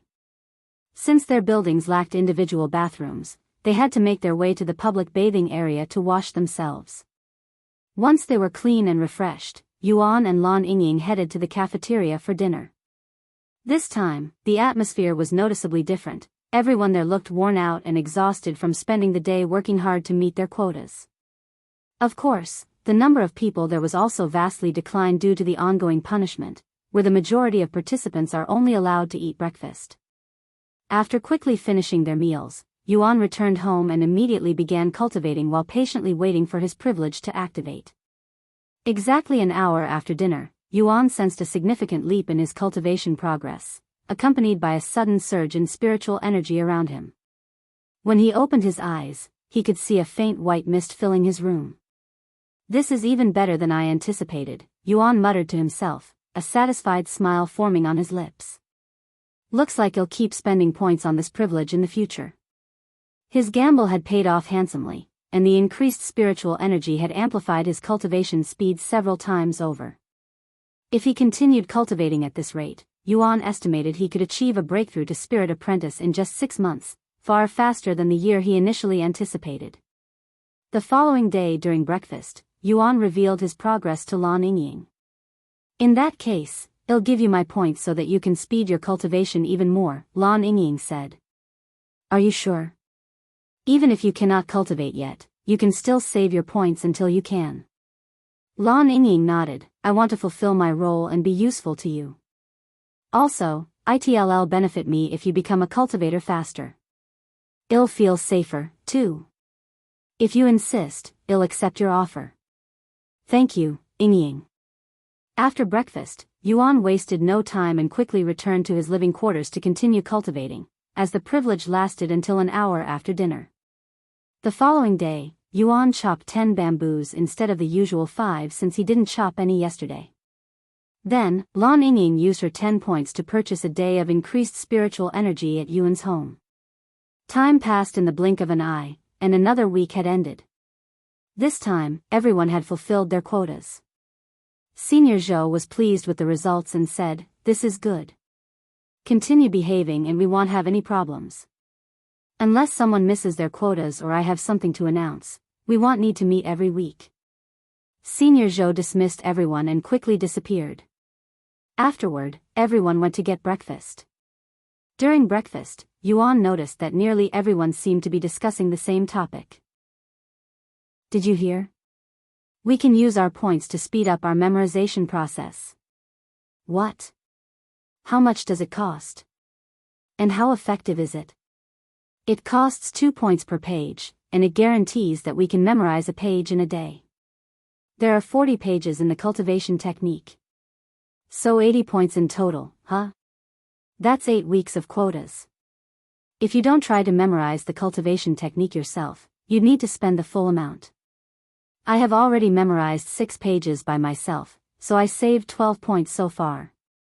The privilege of memorizing the cultivation technique faster, huh? Lan Yingying mumbled. Seeing her pondering face, Yuan smiled and said, "You don't need to worry about me. You can use those points for yourself if you want." Huh? Oh, I wasn't thinking about that. While it does sound interesting, I am satisfied with my current progress. I have already memorized 15 pages, after all. I should fully memorize the cultivation technique within a month. 15 pages already? You could barely memorize a page at the beginning. I think it was mainly because I wasn't familiar with human cultivation techniques, Lan Yingying said. Now that I'm somewhat used to it, I find it much easier to memorize the contents. Unexpectedly, Lan Yingying was progressing much faster than most of the participants despite being a beast. After breakfast, the two of them went to collect water. However, on the way there, they were stopped by a young man and a young woman. "Hey, are you two from the 6th heaven?" the young woman asked them. "Why do you want to know?" Yuan calmly responded. "Judging by your response, you're most definitely from the 6th heaven. We're both from the Duan family in the 8th heaven. If you assist us, we'll make sure to compensate you greatly once the trial is over," said the young man. Duan family from the 8th heaven? Sorry, never heard of them. Yuan shook his head. His response caused the pair to frown, but they quickly fixed their expressions and said, "If you haven't heard of us, you can ask around. We're an elite and prestigious powerhouse in the 8th heaven. And what does your elite and prestigious family want from us?" Yuan asked. "It's quite simple. Help us with this trial by giving us your points," said the young woman. Yuan did not appear surprised at all by their request. In fact, he anticipated it. "Sorry, but we've already spent our points." "That's fine. You can just give us your future points." "Unfortunately, we'll be using those, too." The pair frowned at Yuan's clear defiance, and the young man spoke coldly, "Okay, I am done being nice. Listen here, you bastard. If you don't give us your points, I will make your life a living hell in here and once we return to the outside world." After a brief silence, Yuan let out a sigh and raised his hands in a gesture of surrender. "All right, you win. We'll give you our future points. Just don't hurt us." Hearing this, the young man and woman exchanged smug glances, haughty smiles spreading across their faces as they reveled in their apparent victory. Chapter 1829 Duan Siblings. Chapter 1829 Duan Siblings, at least you know your place. "Come to the store when you receive your points next week," said the young woman a moment later. "Don't think of doing anything funny because you can't run or hide in this place," the young man continued. "Of course. We wouldn't dare," Yuan reassured them that they'd hand over their points with a weak smile. Once the young man and young woman left, Lan Yingying looked at Yuan with raised eyebrows and spoke, "So what are we really going to do?" She didn't believe for a second that Yuan was being serious just now. He smiled and said, "We'll use the points for ourselves, of course. I just didn't feel like dealing with them right now, so I said what they wanted to hear to make them leave peacefully. But we'll have to deal with them again eventually. Then we'll deal with them at that time." Lan Yingying nodded, and the two of them went to collect water, acting as if nothing had happened. The following week, Yuan made his way to the store alone. "You're finally here," said the young man. "Where's that woman who was with you last time?" "Don't tell me she ran away," the young woman asked with a frown when she noticed Lan Yingying was absent. "Huh? What are you talking about? In fact, Who are you? Yuan asked, looking genuinely puzzled. Bastard, what are you trying to pull here? I thought I warned you about having funny ideas, the young man exclaimed angrily. The commotion quickly drew the attention of others in the store. Since it was the start of a new week and everyone had just received their points, the store was more crowded than usual. Isn't that Duan Xiao and his sister, Duan Shuchun? What are they up to this time? I heard they've been going around threatening people for their points. Seriously? I bet they're only going after those from the sixth heaven. He wouldn't be foolish or bold enough to go after those with more influence than him. What a sore sight. The Duan siblings could hear the others talking badly about them, but they calmly ignored it. Bastard, this is your last chance.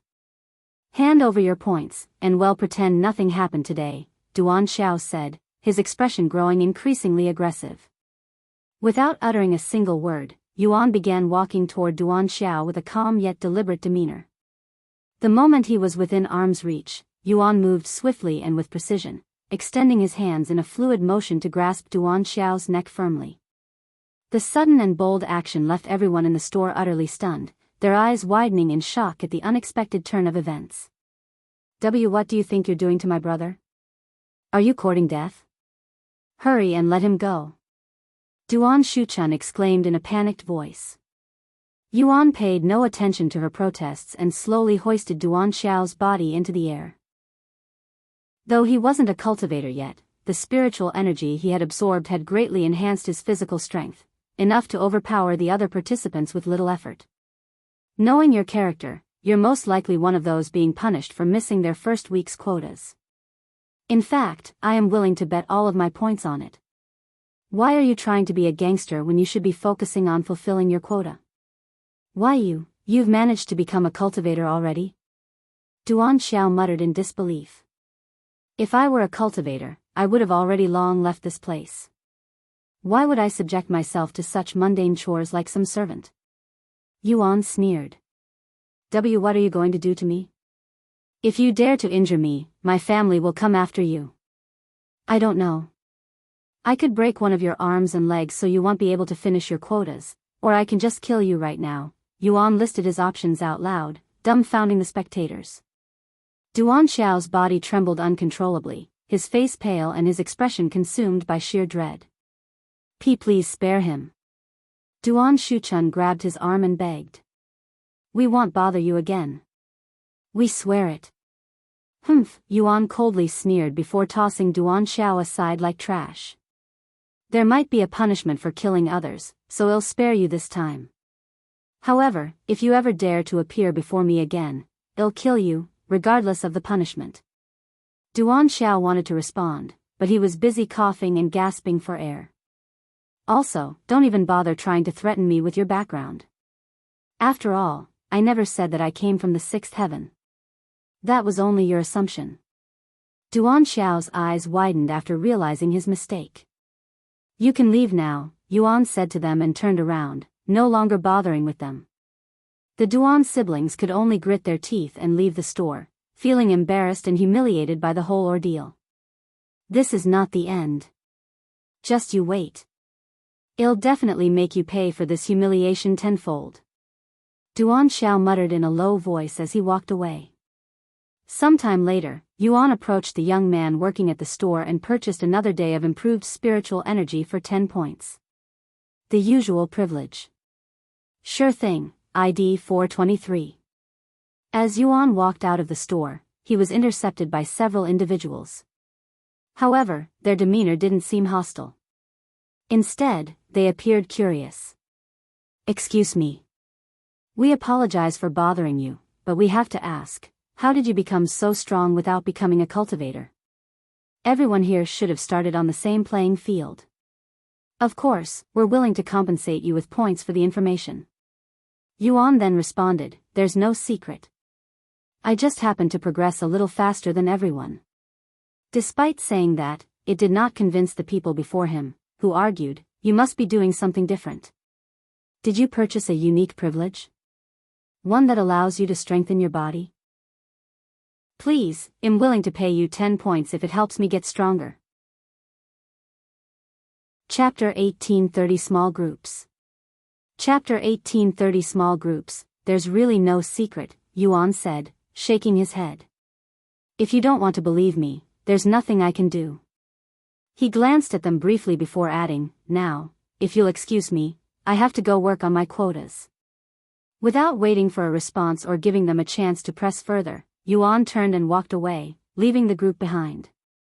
Once Yuan left, the people who stopped him approached the young man and asked, "What privilege did you sell that young man just now?" "I'm sorry, but I cannot disclose such information," said the young man. "Then do you sell privileges that can strengthen our bodies?" one of them asked. "No, we do not have such privileges." Hearing this, the people began speculating how Yuan acquired his strength.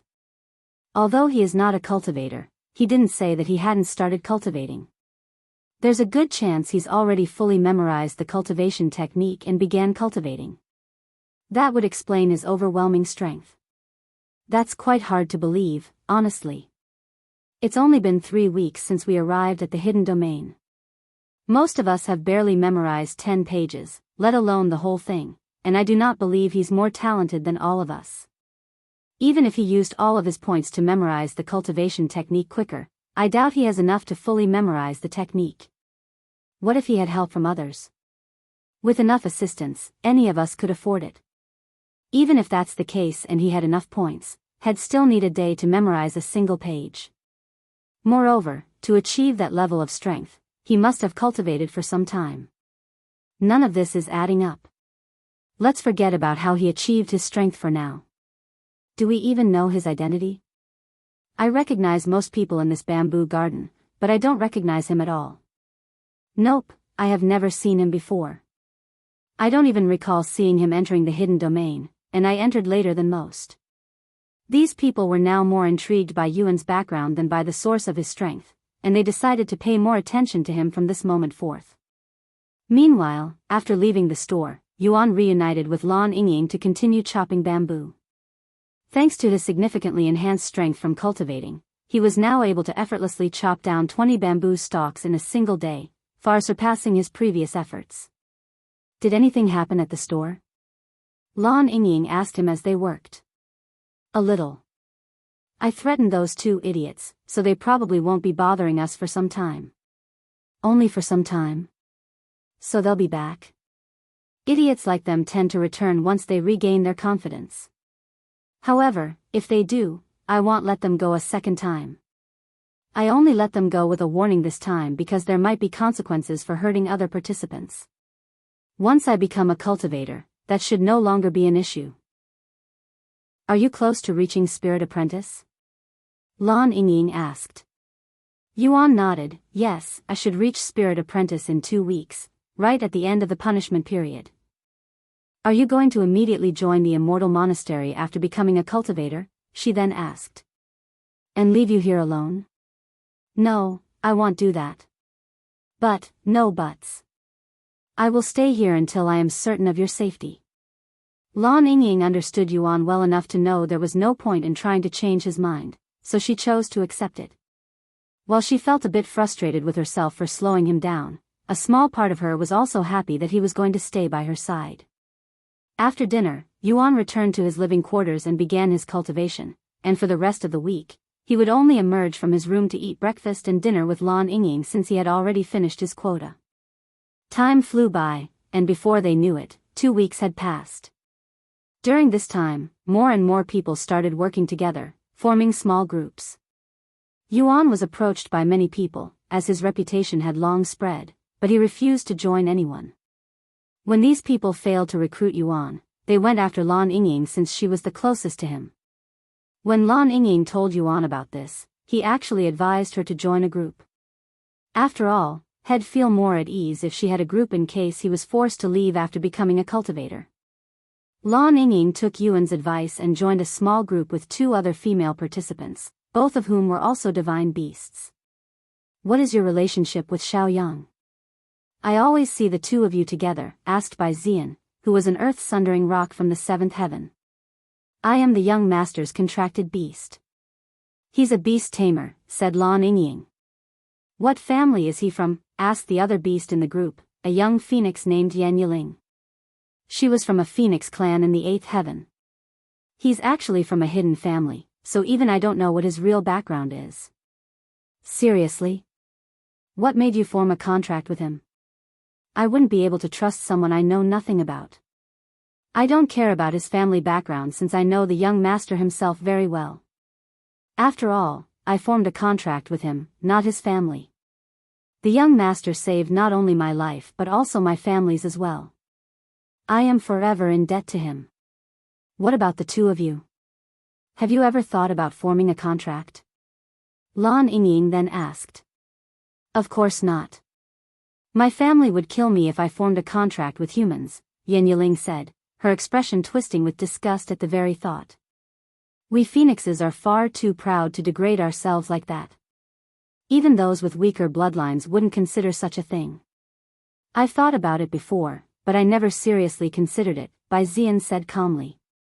There's simply no one worthy. Is that so?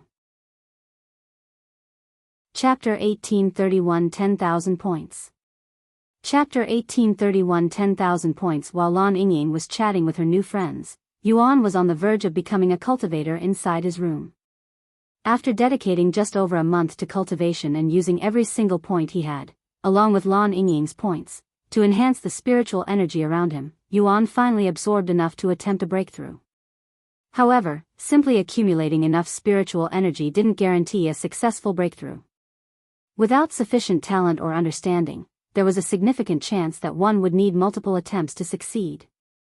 Failing to break through came with a cost. Each failure resulted in the loss of a portion of the accumulated spiritual energy, forcing the individual to absorb even more to try again. This was one of several reasons why it had taken Tian 3 years to become a cultivator. Not only did he lack talent, but he also had zero knowledge of cultivation, causing him to fail several times in trying to achieve Spirit Apprentice. As for Yuan, while he definitely does not lack the experience or knowledge, his current body lacked talent, so there was a decent chance he'd fail to break through. If he were to fail to break through, he'd need to wait another week for a second attempt. Fortunately, Yuan managed to successfully break free from his mortal shackles on his very first attempt, advancing to the first level of Spirit Apprentice. After successfully becoming a cultivator, Yuan immediately felt his body grow stronger and his senses sharpen. However, the improvement was far from what he desired. Compared to when he first became a cultivator in his real body, the growth was so minimal that it was barely noticeable. Although the results are somewhat disappointing, it's still better than when Tian became a cultivator. Yuan mumbled with a bittersweet smile. Now that he'd become a cultivator, Yuan had to see if the trial would automatically move him out of the bamboo garden. However, when many minutes passed without anything happening, Yuan was convinced that he needed to reveal the truth to Senior Zhou in order to move on from this trial. The following morning, Yuan and the others gathered outside as Senior Zhou prepared to make an announcement. As I thought, he is just a mortal. Yuan thought to himself after seeing Senior Zhou again. Now that Yuan had become a cultivator and could sense spiritual energy clearly, he confirmed that Senior Zhou was just a mortal like the others present. However, there was a small amount of spiritual energy in Senior Zhou's dantian, indicating that he was at least cultivating. This was great news to Yuan since Senior Zhou would not be able to tell that he'd already become a cultivator, allowing him to stay in the bamboo garden for as long as he wanted. Looks like everyone here has successfully fulfilled their quotas this past month, including those who had their quotas doubled as punishment, said Senior Zhou as he scanned the crowd. I've mentioned this before, but your quotas will gradually increase the longer you stay in the bamboo garden, Senior Zhou continued. Starting today, everyone will need to collect 30 bamboo instead of 20 and fill 5 water pots instead of 2 to meet their quotas. The announcement caused a visible reaction among the participants, with many expressions shifting to frustration as they processed the increased demands. Any questions? Someone immediately raised their hand and asked, since our quotas increased, does this mean the amount of points we acquire will also increase? Senior Zhou smiled and responded, I'm glad someone finally brought this up. While your points will remain unchanged, there are ways to acquire more points. If you have already fulfilled your quotas for the week, you can continue to gather more materials for bonus points. You will get 1 extra point for every 5 bamboos you gather and 1 point for every 10 water pots you fill. What? We could have done that this entire time? Why didn't you say so earlier? Someone exclaimed after hearing this information. You never asked, Senior Zhou calmly responded, dumbfounding many people present. Are there any more ways to earn extra points? Another participant inquired. There are, but these options will only be available once you become a disciple of the Immortal Monastery. Hearing this, Yuan asked, when we become a cultivator and leave this place, will we be able to return? Unfortunately, we are quite far away from the Immortal Monastery. Once you leave the bamboo garden, you will no longer be able to return. Do we have to leave the moment we become a cultivator? Lan Yingying then asked. No, but I don't see why you would want to remain here when you can do so much more at the Immortal Monastery as a disciple. Speaking of becoming a disciple, has anyone here started cultivating yet? Nobody raised their hands. Senior Zhou let out a weary sigh and said, looks like I drew the short straw. The other groups already have several individuals who've started cultivating, but we're the only ones who haven't made any progress yet. What other groups? Many people subconsciously blurted out at once. What else but the other 19,000 people who came here with you? I have been wondering about the others ever since we arrived. Where are they? Will we be able to see them? The others are located in their own bamboo garden, and no, you are not allowed to contact them. You will only be able to do so once you've arrived inside the Immortal Monastery. The participants began mumbling to each other after learning of this information. By the way, the first person to reach the Immortal Monastery amongst all 20 groups will receive 10,000 points as a reward. The first person in this group to become a disciple will receive 1,000 points. Points are important even beyond this place, especially in the Immortal Monastery, so it would be in your best interest to acquire as many as you can. 10,000 points. The crowd of participants was filled with nervous anticipation, the sound of collective gulps echoing through the air. Their eyes sparkled with a mixture of desire and determination at the mention of such a large reward. Chapter 1832 Threatened. Chapter 1832 Threatened. As soon as Senior Zhou dismissed them, a flurry of movement erupted among the participants, with many rushing back to their living quarters. Their intentions were obvious, everyone was eager to be the one to claim the coveted 10,000 points. Even if they couldn't be the first to reach the goal among all the groups, there was still the opportunity to earn 1,000 points, which was more than enough to motivate them to give it their all. Lan Yingying and Yuan lingered while everyone left. Although neither of them spoke, Yuan could sense what Lan Yingying wanted to say. Her hesitant expression and the way she kept glancing at him made her thoughts clear without needing words. 10,000 points is definitely very tempting, but no amount of points will make me leave you alone, he said. Don't worry, we have plenty of time. Worst case scenario, I'll get 1,000 points. 1 month, Lan Yingying said. Regardless of my situation, I want you to leave within 1 month. 10,000 points is too much to ignore. Moreover, I will never be able to sleep properly in the future if you lose this opportunity because of me. Seeing Lan Yingying's resolute expression, Yuan nodded, all right, I'll leave within 1 month. While I am here, I will help you progress your cultivation.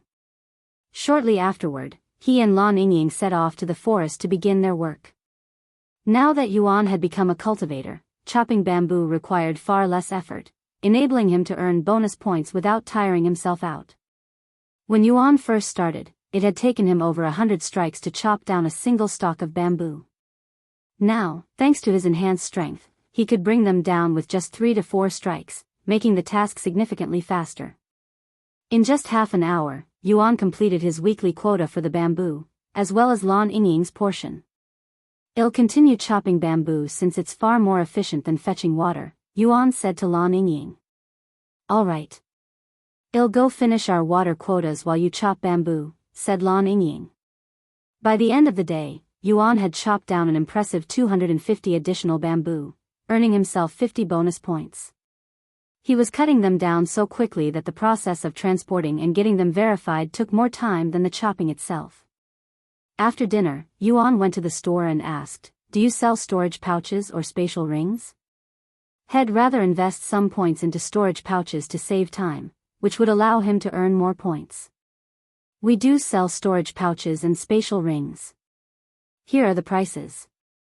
The smallest and cheapest storage pouch was priced at only 10 points, but it could hold just 10 bamboos at a time. On the other hand, the largest storage pouch, costing 50 points, offered significantly more capacity, able to store up to 75 bamboo in a single trip. The spatial ring had only one option available. It cost 100 points but allowed him to carry up to 200 bamboo at once. Yuan decided to purchase the spatial ring. Of course, since he didn't have enough points at the moment, he had to come back after earning 50 more points. The following day, Yuan returned to the store and purchased the spatial ring without hesitation. With the spatial ring in his possession, Yuan's productivity soared. He could now chop and transport over 500 bamboos a day, earning him more than 100 points daily. I can earn 100 points a day just from chopping bamboo. If I continue this every day for a week, I will almost have enough to match the reward for being the first in this group to graduate from this trial.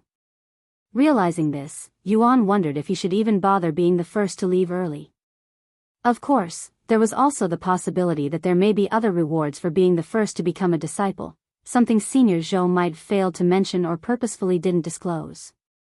Moreover, there might be faster ways to acquire points as a disciple of the Immortal Monastery. After pondering for some time, Yuan decided to wait a little longer before he came to a decision. After all, he already decided to stay in the bamboo garden for at least a month. For now, he wanted to focus on earning as many bonus points as possible. By the end of the week, Yuan had amassed a little over 600 points just from chopping bamboo. Naturally, this attracted the attention of every participant in the bamboo garden, and there was not a single individual who wasn't shocked to learn about it. What? He's earning 100 points a day from chopping bamboo? That'd require him to chop 500 bamboos a day. That's impossible. I watched him load off 200 bamboos at once. He even has a spatial ring, which costs 100 points at the store. Fuck. Most of us are struggling to finish our quotas, and he's out here earning 100 points a day? There's no way he's not a cultivator already. Why wouldn't he leave if he's already a cultivator? Does he plan on chopping bamboo for 4 years to collect as many points as he can? That seems pointless unless he came to the hidden domain specifically to collect points for some reason. After learning how many points Yuan was earning, nearly every individual in his group approached him in hopes of acquiring some of his points. Naturally, Yuan refused to help anyone, except for a few individuals. Not only did Yuan help Lan Yingying memorize the cultivation technique with points, as well as purchase many days of increased spiritual energy at her home, he also helped out the 2 divine beasts in her group with their cultivation technique. Of course, the other participants were not willing to accept Yuan's rejection and began threatening him together. A few days later, a massive group of people approached Yuan and surrounded him. There are almost 1,000 of us here. Even if you've already become a cultivator, do you really think you'll be able to defeat all of us by yourself? Duan Xiao returned to threaten him after learning of the situation and receiving the other's support. Chapter 1833 Massacre in the Bamboo Garden. Chapter 1833 Massacre in the Bamboo Garden. Despite being surrounded by hundreds of people, Yuan remained calm. He looked directly at Duan Xiao and spoke nonchalantly. I knew you'd come back to cause trouble, but even I couldn't have anticipated it would be this soon. You can act calm all you want, but we all know you can't defeat so many of us by yourself. Duan Xiao laughed out loud. If Yuan had his original body, he would have definitely been able to defeat all of them, even 10,000 of them alone.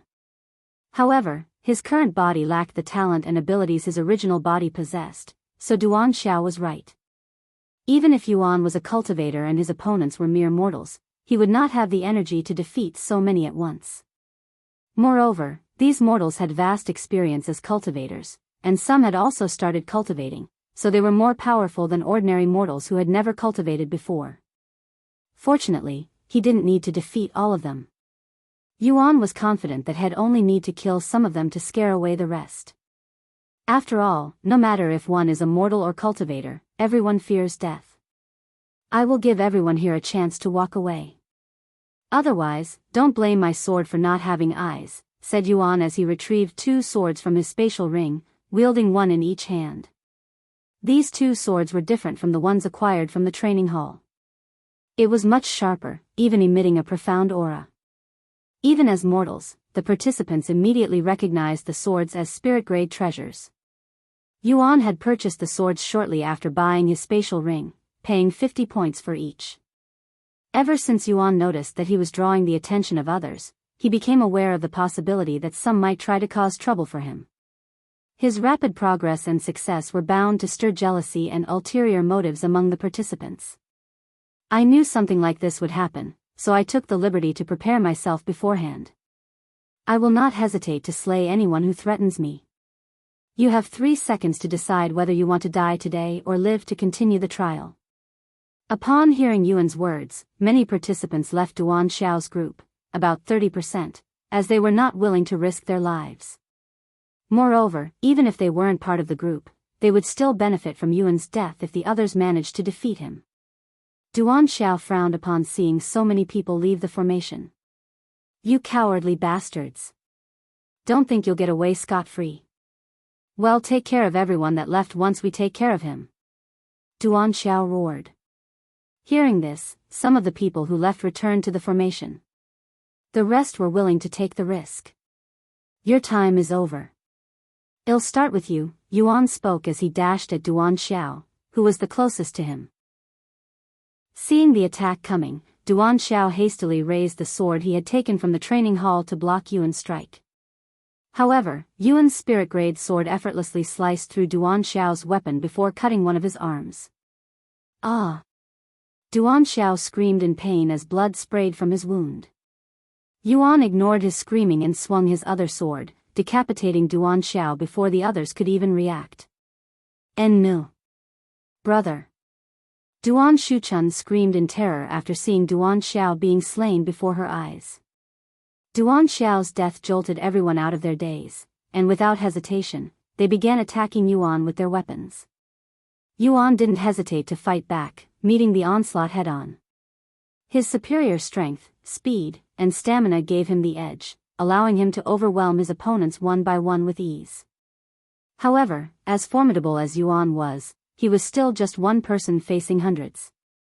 It was impossible to avoid injury entirely. Yet, through precise movements and calculated defense, he managed to keep his injuries superficial and non-life-threatening. In just 3 minutes, Yuan had slayed over 100 individuals, their corpses piling around him, making it harder for the others to get close, as well as messing with their movements. After sustaining enough injuries, Yuan calmly retrieved a recovery pill he had purchased for 5 points each and consumed it.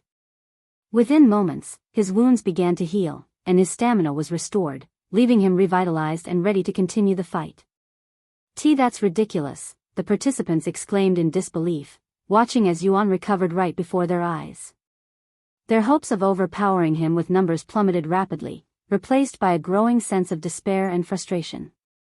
Don't worry, there's plenty where that came from. Yuan laughed madly as he consumed another pill before he continued slaughtering everyone around him. As the participants' morale plummeted, Yuan's momentum only grew stronger. His relentless attacks and growing killing intent overwhelmed them, and before long, the tide turned. One by one, the participants began to abandon the fight, retreating in fear and defeat, their initial confidence shattered. Where do you think you're going? Yuan shouted, his voice cold. If you came to kill me, you'd better be prepared to face death yourself. Showing no mercy, Yuan pursued those attempting to flee, cutting down anyone who stood in his path.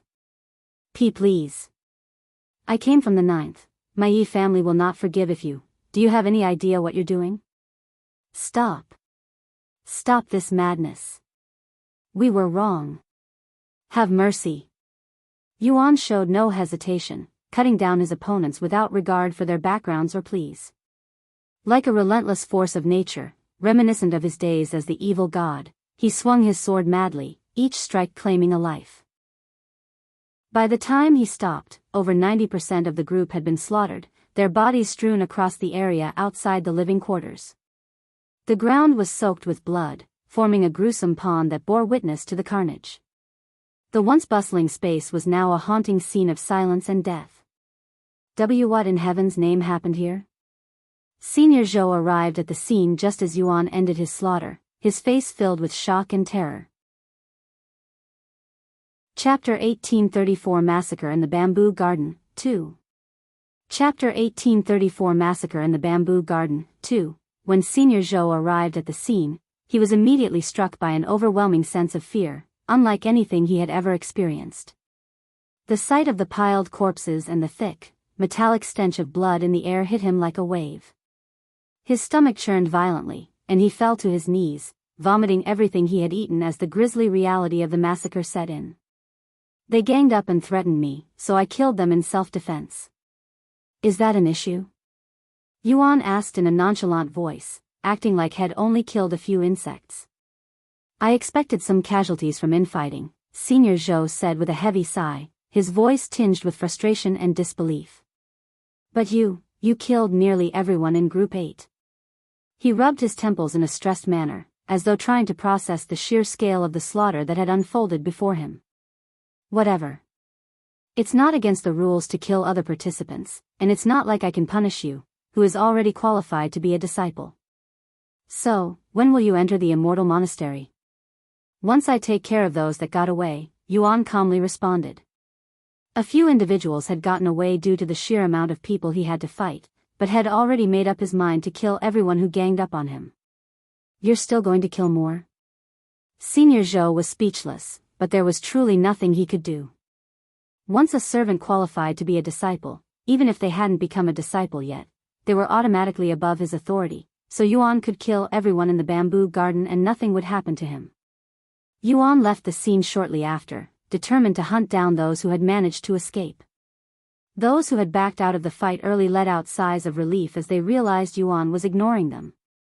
However, the terror he had instilled in them was overwhelming. None of them dared to even glance in his direction, afraid that the slightest provocation might make him change his mind and turn his blade toward them. Meanwhile, Lan Yingying and her group had been cultivating inside their room this entire time, so they were unaware of the massacre that had taken place, that their competition had decreased by over 90% in just a single day.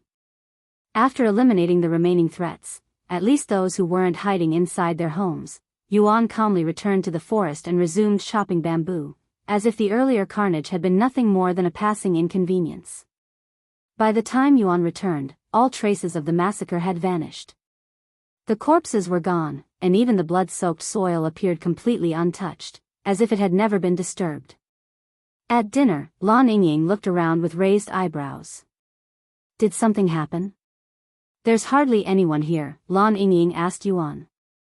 I killed most of them, Yuan calmly answered. Huh? Lan Yingying's eyes widened. Yuan explained the situation, leaving her speechless. I anticipated there would be some trouble, but to think it involved almost everyone in our group. Are you okay? Honestly, it was a tough fight. If it weren't for the recovery pills and my spirit-grade swords, I would have probably died today, he chuckled.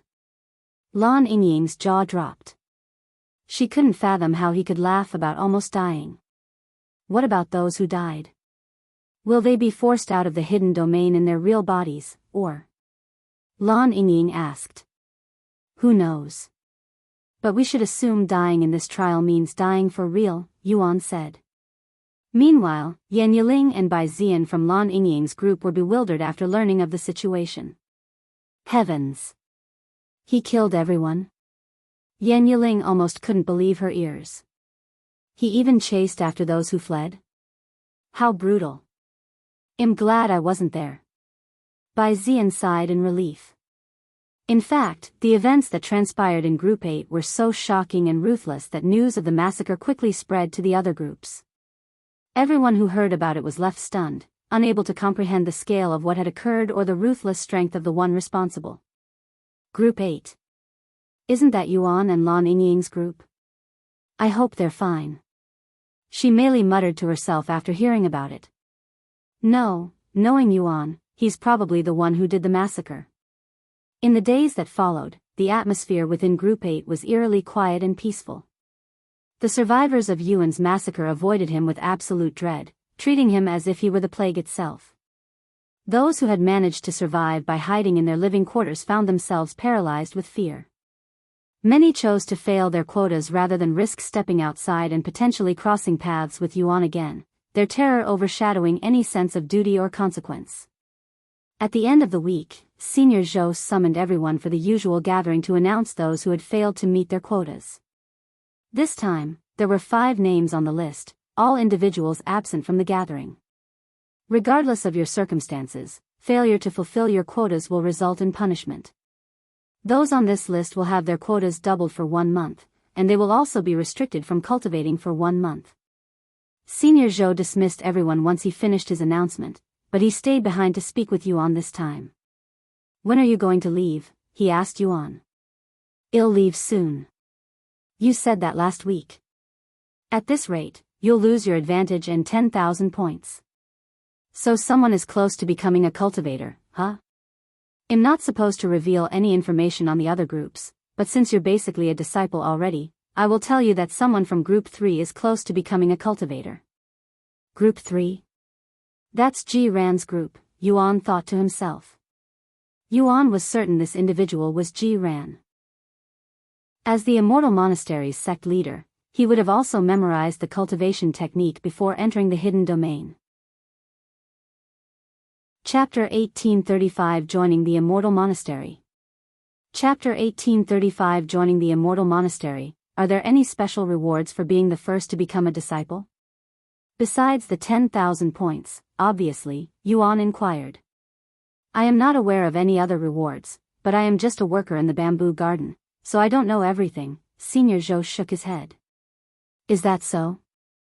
Anyway, I'll leave once I am ready to leave.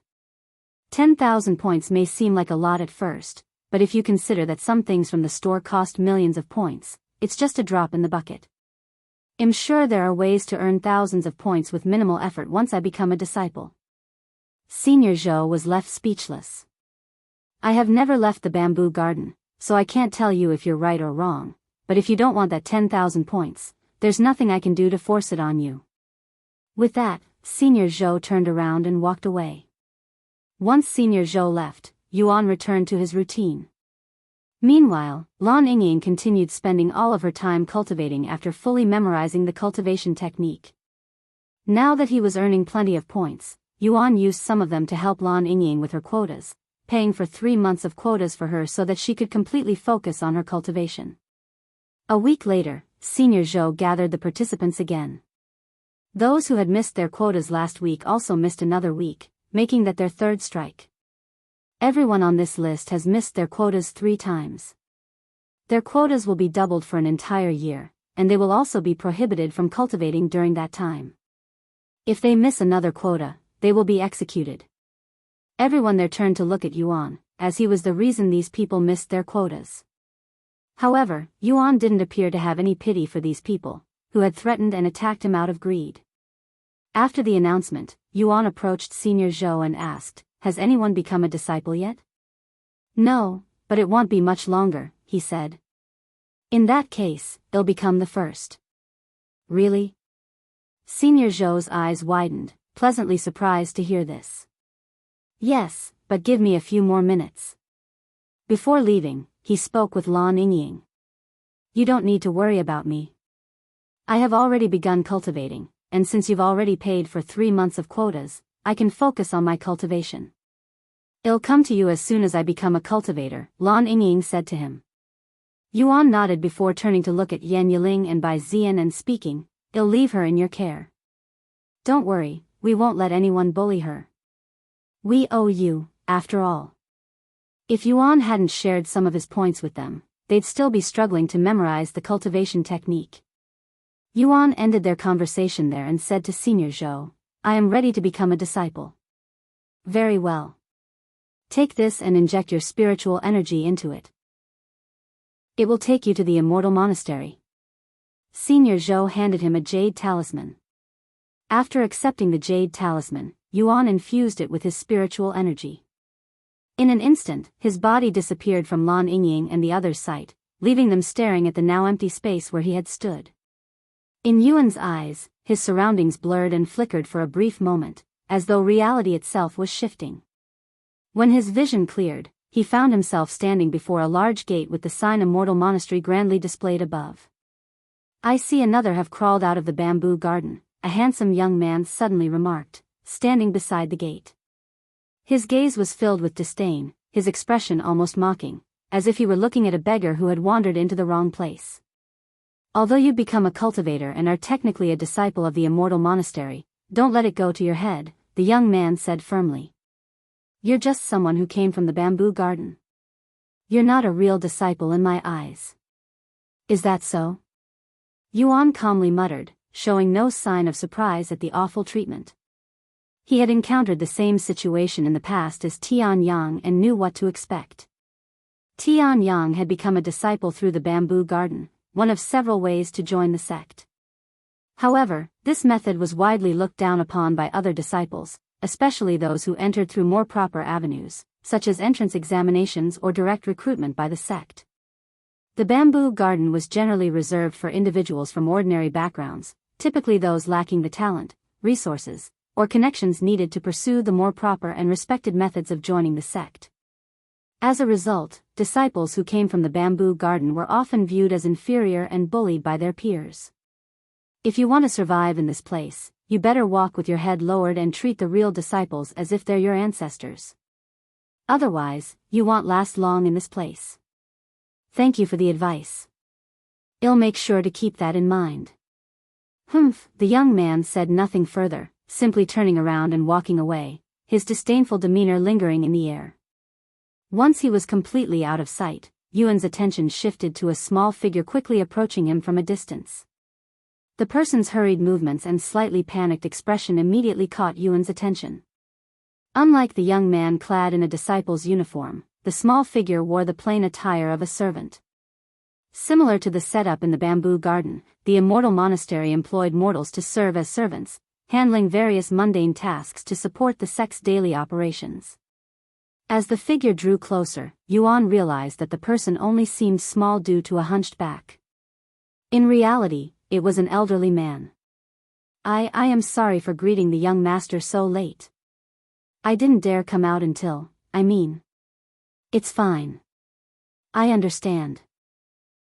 That guy just now was very menacing, after all.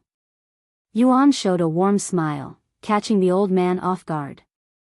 After snapping out of his daze, the old man straightened slightly, as much as his hunched back allowed, and introduced himself. "This humble one's surname is Zhai," he said with a respectful tone. "I will be assisting you in settling into the sect."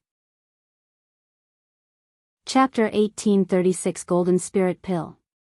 Chapter 1836 Golden Spirit Pill, you can call me Old Zhai. "Please, follow me, young master," Old Zhai said as he turned around and began leading Yuan to the living quarters for outer court disciples. "Since you are the first one to come here, you may choose your own living quarters," said Old Zhai as they entered the residential area. Yuan nodded and walked straight to the building Tian used to live in, Building 913, which was located in the middle of the residential area.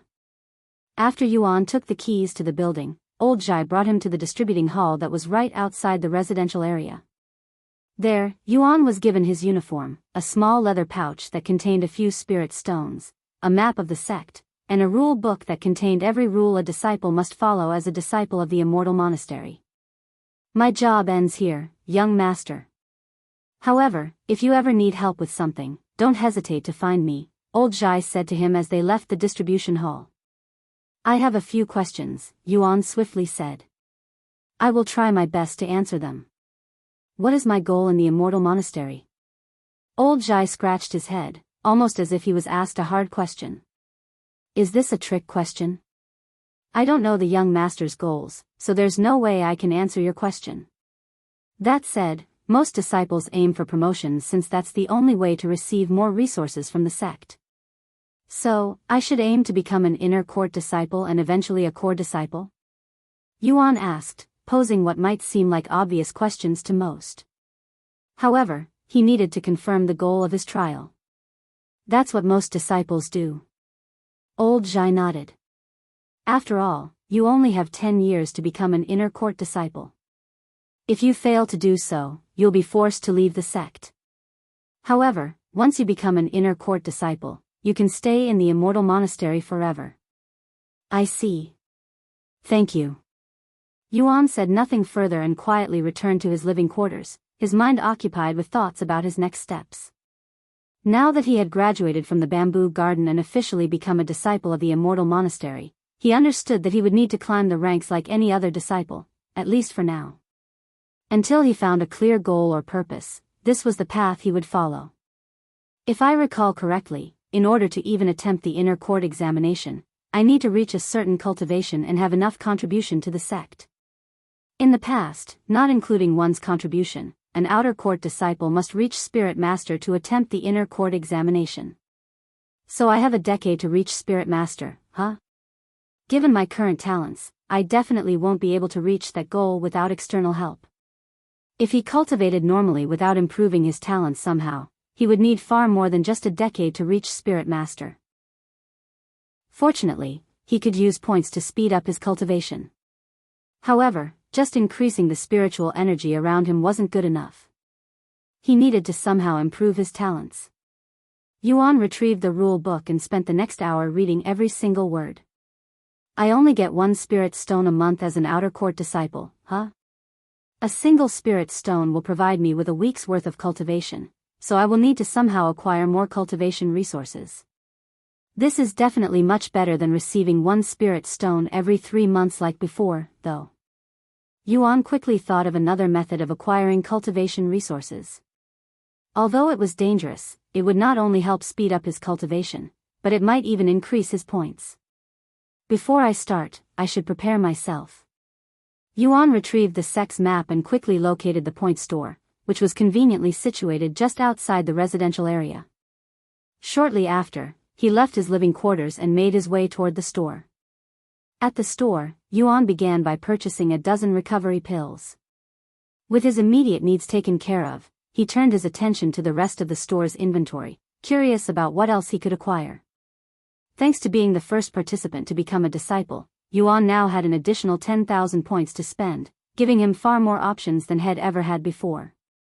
He already had 2 spirit-grade swords, and as much as he wanted to upgrade them to earth-grade, he lacked the cultivation to wield them. I should focus on my cultivation. Yuan browsed through the list of treasures for improving talent, and to his surprise, there were significantly more items available than what he had seen during his time in the bamboo garden. Golden Spirit Pill. 7,500 points. The Golden Spirit Pill was a valuable pill that could boost one's cultivation talent slightly, and it was the cheapest treasure on that list. Ill by this, Yuan pointed at the Golden Spirit Pill. The young man working the store nodded and said, "Give me a moment to retrieve your purchase." He disappeared behind the store and returned a few moments later with a pill box in his grasp. I have deducted 7,500 points from you, ID 913 Outer Court Disciple Xiaoyang. Yuan tossed the pill box inside his spatial ring and immediately left. Upon returning home, Yuan took out the Golden Spirit Pill and, without hesitation, tossed it into his mouth.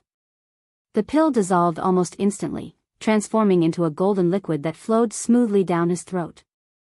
A warm, invigorating sensation spread through his body as the pill's potent energy began to take effect. Once Yuan fully digested the pill, his cultivation went up a level, reaching the 2nd level of Spirit Apprentice. He cultivated normally to test out the pill's result, and sure enough, his cultivation speed had tremendously improved, at least compared to his initial cultivation rate.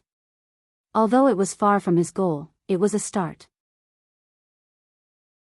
Chapter 1837 Visiting the Hunting Grounds. Chapter 1837 Visiting the Hunting Grounds. After consuming the Golden Spirit Pill, Yuan wasted no time and left home, making his way to his new training area, the Hunting Grounds, where disciples go to hunt magical beasts. The Hunting Grounds was located about half an hour away from the residential area. While the surroundings were dense with trees and had the appearance of untamed wilderness, Yuan was still very much within the sect's boundaries. As he reached the entrance of the hunting grounds, Yuan was stopped by the sect elder guarding it. "Hold it right there. You're only a 2nd-level spirit apprentice. The weakest magical beast you can find in the hunting grounds is at the 5th level. You should come back once you increase your cultivation some more," the sect elder warned Yuan. I am aware of my lack of cultivation, but I still wish to enter the hunting grounds right now, Yuan said with a stern expression on his face. The sect elder narrowed his eyes and said, "What's the rush? You look like you became a disciple only very recently. You are almost guaranteed to die if you enter the hunting grounds in your current state. I may not look like it, but I actually have a lot of experience with magical beasts. It'll be fine as long as I am extra careful. If I die, then so be it. It just means I wasn't fated to live long."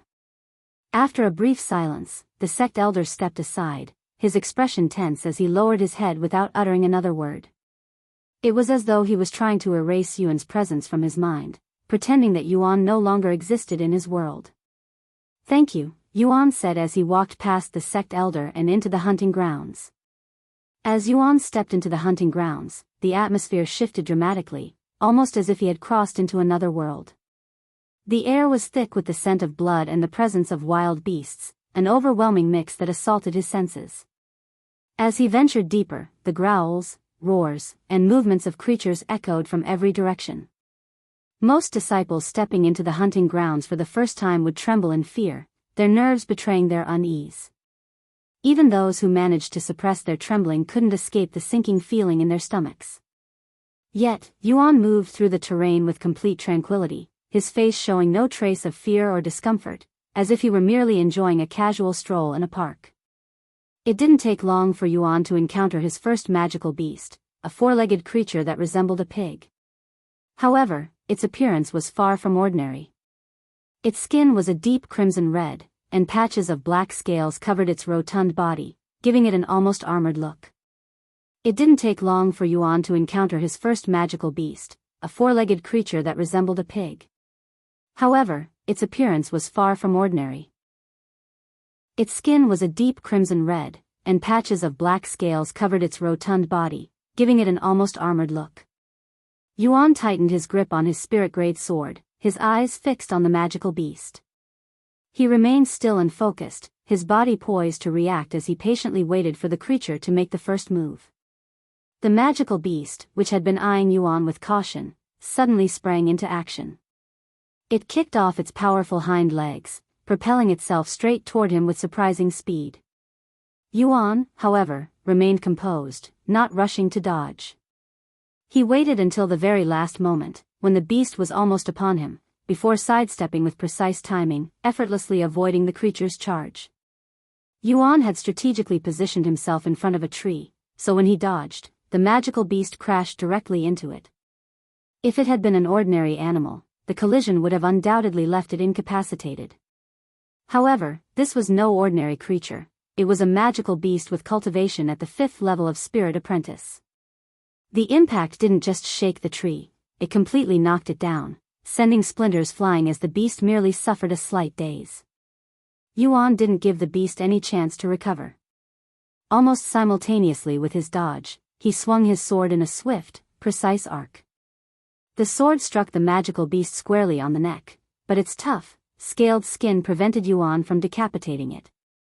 The blade bit into the creature, but not deeply enough to deal a fatal blow. To Yuan, it felt as if he were back in the bamboo garden, trying to chop down the spirit bamboos as a mortal. Realizing it had been struck, the magical beast let out an enraged roar that echoed through the forest.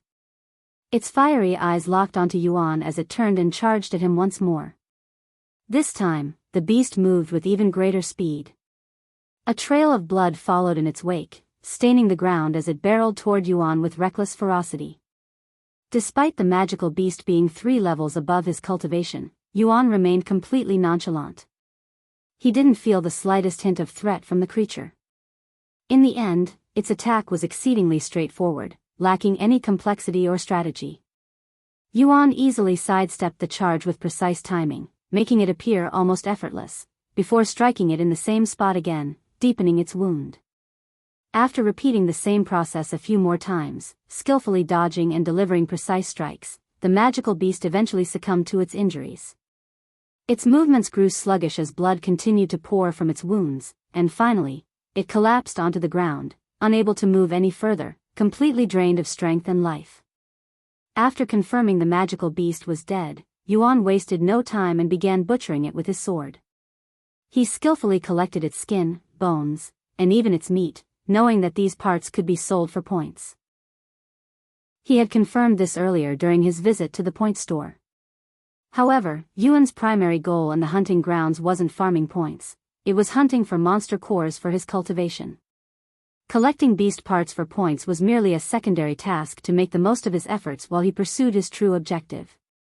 Once he was finished, Yuan continued wandering the hunting grounds for his next prey. Chapter 1838 The second participant to enter the Immortal Monastery. Chapter 1838 The second participant to enter the Immortal Monastery. After defeating his seventh magical beast, Yuan finally acquired his first monster core, and it even belonged to a 6th-level spirit apprentice magical beast. Although Yuan had defeated his first magical beast with relative ease, his subsequent encounters were far more challenging. Due to his lack of cultivation and weak body, there were moments when his body failed to keep up with his thoughts, leaving him vulnerable. This caused him to sustain several injuries during the battles. Fortunately, Yuan had prepared well, and his stockpile of recovery pills allowed him to quickly heal his wounds. Upon acquiring his first monster core, Yuan decided it was time to call it a day and return home. Before heading back, however, he stopped by the point store to sell all the materials he had gathered from the magical beasts he had defeated. Each magical beast earned him a little over 100 points, and had earned close to 1,000 points from selling the materials of 7 magical beasts, which would have taken him a week of chopping bamboo. However, while hunting magical beasts definitely earned points faster, it was unfathomably more dangerous. Out of curiosity, he checked the amount of points he could acquire from the monster core. 1,200 points, said the store worker. Although it was a tempting offer, Yuan kept the monster core and returned home with it. Once he was inside his room, he sat in the lotus position and held the monster core in front of him with both hands. This monster core should last me 2 weeks.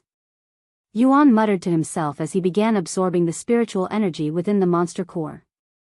If Yuan still had his original body and godlike physique, it would have taken him mere seconds to completely absorb the energy from the monster core. Unfortunately, in his current state, he had to cultivate like any ordinary cultivator, slowly and methodically drawing out the core's power. Now that Yuan had proper cultivation resources, he no longer needed to spend points to increase the spiritual energy around him, as he was already fully occupied by the monster core. Time flew by as Yuan immersed himself in cultivation. When he finally opened his eyes, 3 days had passed since he last did so. While he made significant progress in his cultivation, he was nowhere near a breakthrough, as Head had won very recently. However, Yuan was not discouraged and resumed his cultivation. While he made significant progress in his cultivation, he was nowhere near a breakthrough, as Head had won very recently. However, Yuan was not discouraged and resumed his cultivation. After another 2 days of cultivation, Yuan was forced to pause when his stomach began growling from hunger. While being a cultivator allowed him to partially sustain himself with spiritual energy, he wasn't yet at a level where he could absorb it quickly enough to fully replace the need for food. As a result, he still experienced hunger, though at a much slower rate than before. As a disciple, Yuan no longer needed to visit the cafeteria for his meals.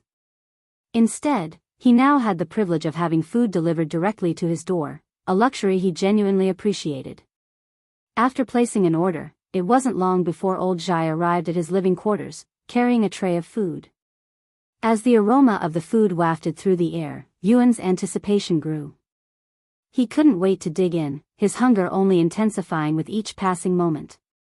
Just from the scent alone, he could tell that the quality of the meal was on par with, if not better than, the food he had enjoyed in the bamboo garden. It's been a week, young master.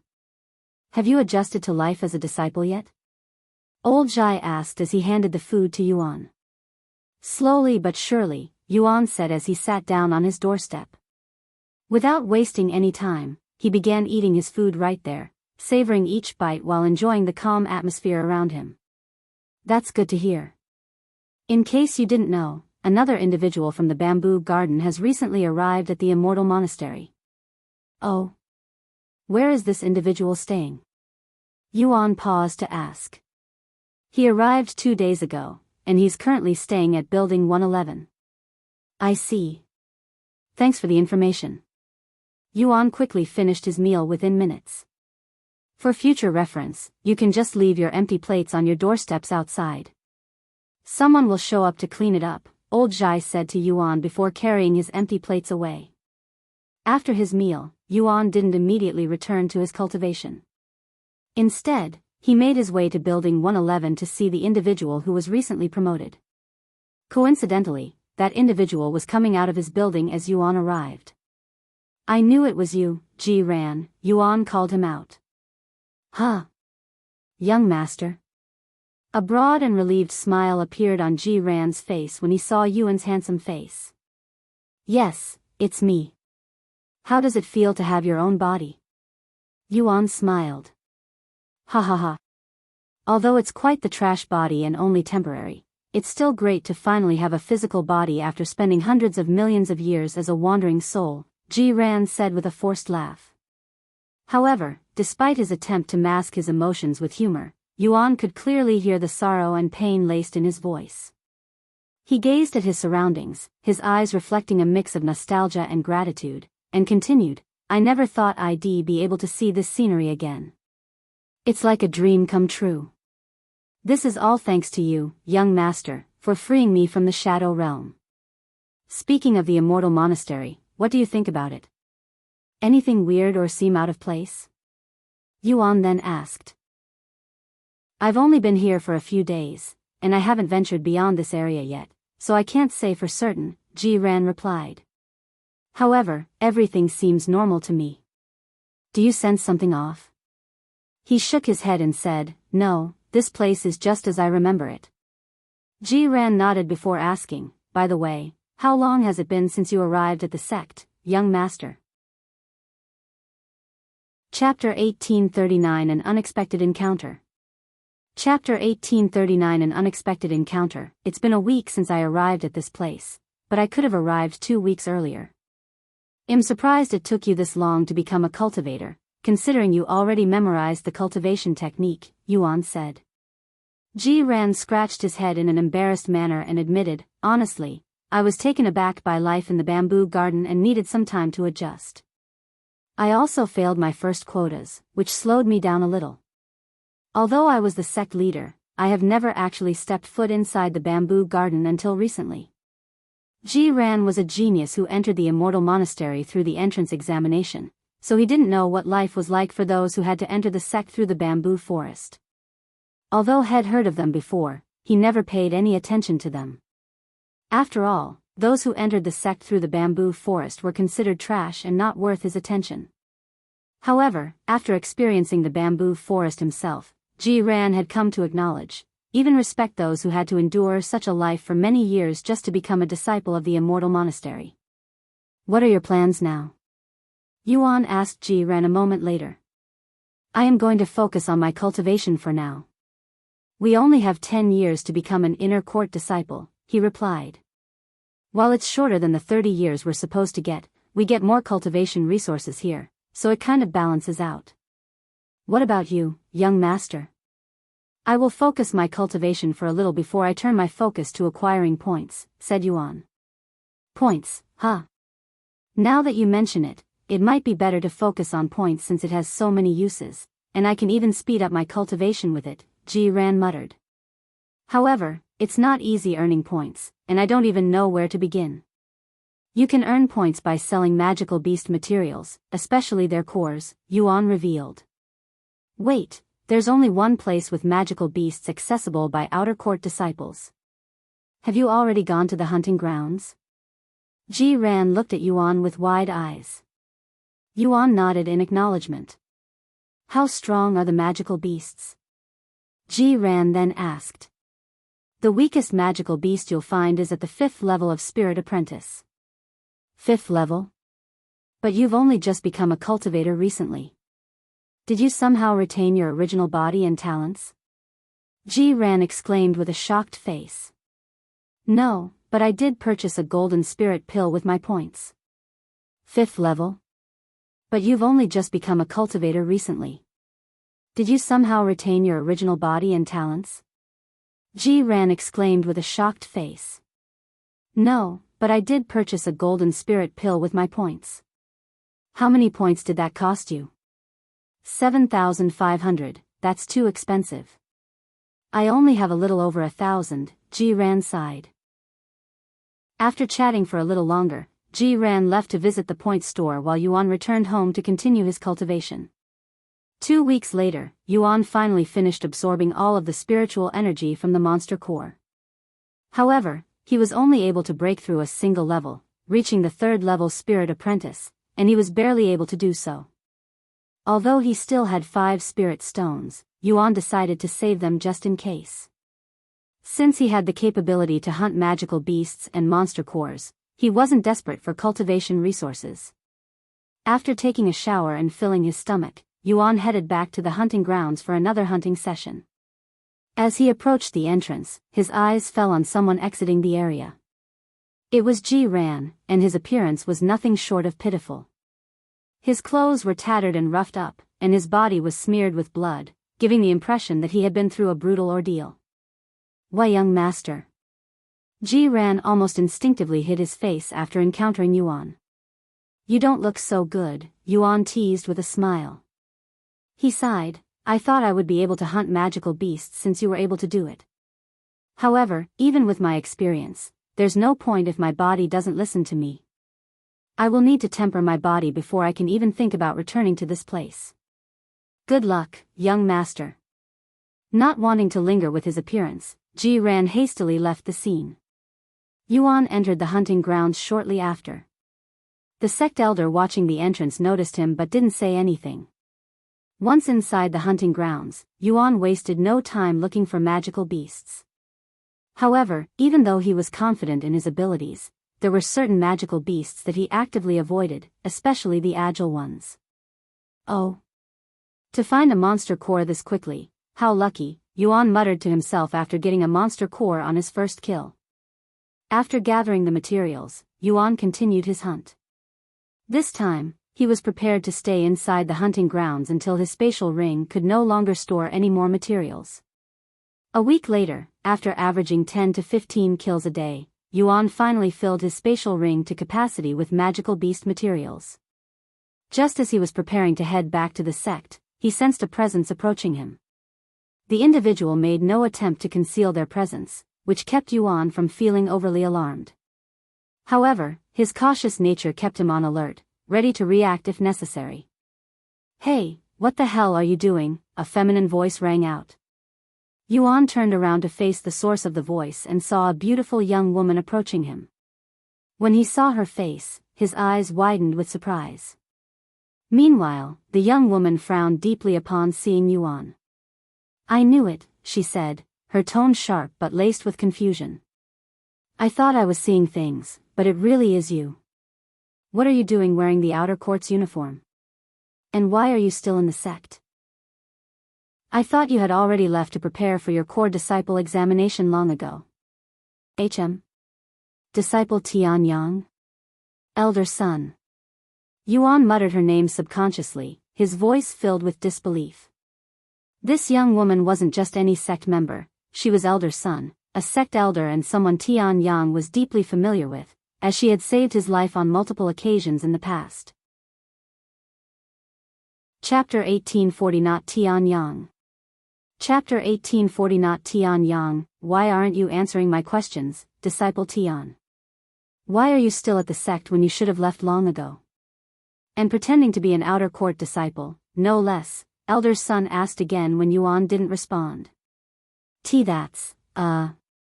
I think you have the wrong person, Yuan eventually responded. The frown on Elder Son's face deepened after hearing his response, and she quickly said, "What kind of nonsense are you up to now, Disciple Tian? If you're going to pretend to be someone else, you should, at the very least, change your face." I don't know who this Disciple Tian is, but my name is Xiaoyang, and I entered the Immortal Monastery not long ago, Yuan said. He had contemplated pretending to be Tian Yang for a brief moment but decided against it in the end due to a gut feeling. "Do you think I am stupid or something?" Elder Son said, still not believing Yuan. "You can look me up. I came from the bamboo garden not long ago," Yuan shrugged. Elder Sun fell silent with a perplexed expression on her face. Then how do you know my name? If you're not disciple Tian, this should be our first time meeting, she said a moment later, referring to when Yuan subconsciously muttered her name out of surprise. I heard about you from someone else. They mentioned a beautiful sect elder protecting disciples at the hunting grounds and that I might run into you when I come here. Yuan quickly came up with an excuse. Elder Sun coldly snorted at his words, but she didn't say anything else. After a moment of silence, she said, whatever. It's easy to confirm your words. I will give you one last chance to come clean. If it turns out that you're messing with me, I am going to give you a good beating. I wouldn't dare to mess with a sect elder. Yuan shook his head. Elder Sun disappeared the next moment, leaving Yuan speechless. So Tian Yang was a disciple at the Immortal Monastery during its earliest days, huh? I didn't think someone would recognize me. Yuan was truly shocked that Elder Sun was there and even recognized him as Tian Yang, as this had many implications. She mentioned the core disciple examination, which means Tian Yang should be at the desolate continent right now. However, since Elder Sun is still at the Immortal Monastery, then that incident has yet to happen. Yuan recalled meeting Elder Sun at the desolate continent, so if she was still in the sect, it meant that Han Zexian's tomb had yet to open. Maybe I'm overthinking. This is a trial created by the Immortal Monastery's founder.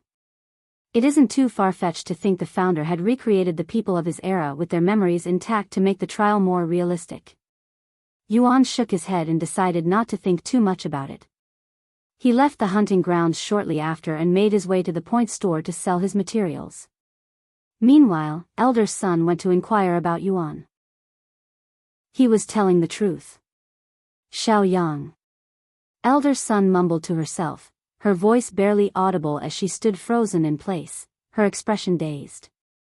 Why does he look exactly like Tian Yang? Despite the evidence urging her to believe that Yuan was someone else entirely and only looked like Tian Yang, she couldn't ignore the familiar feeling she got from him.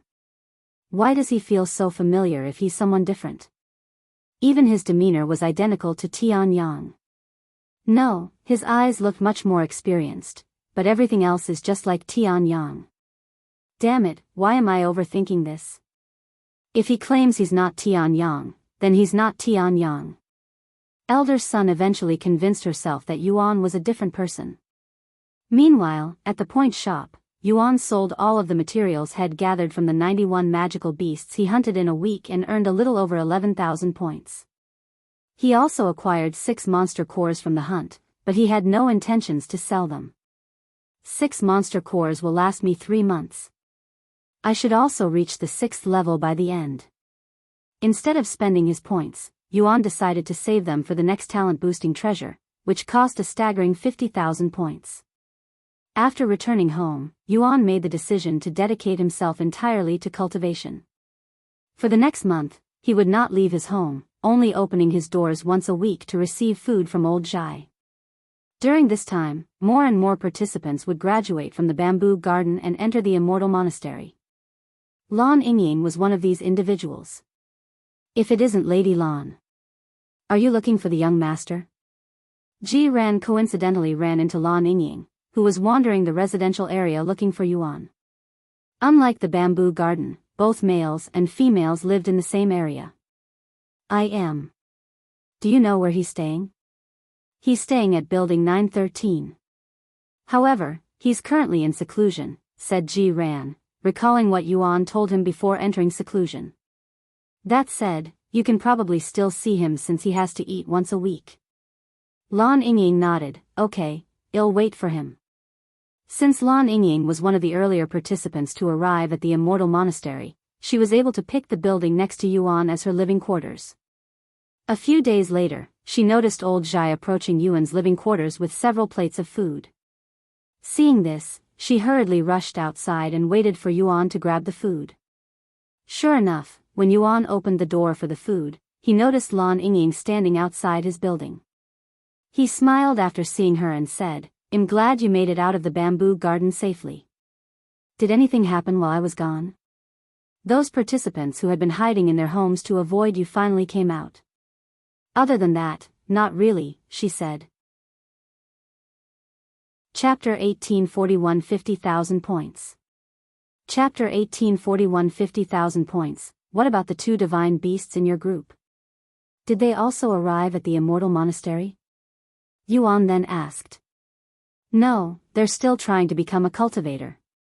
It will probably take another month or two before they will arrive, Lan Yingying said.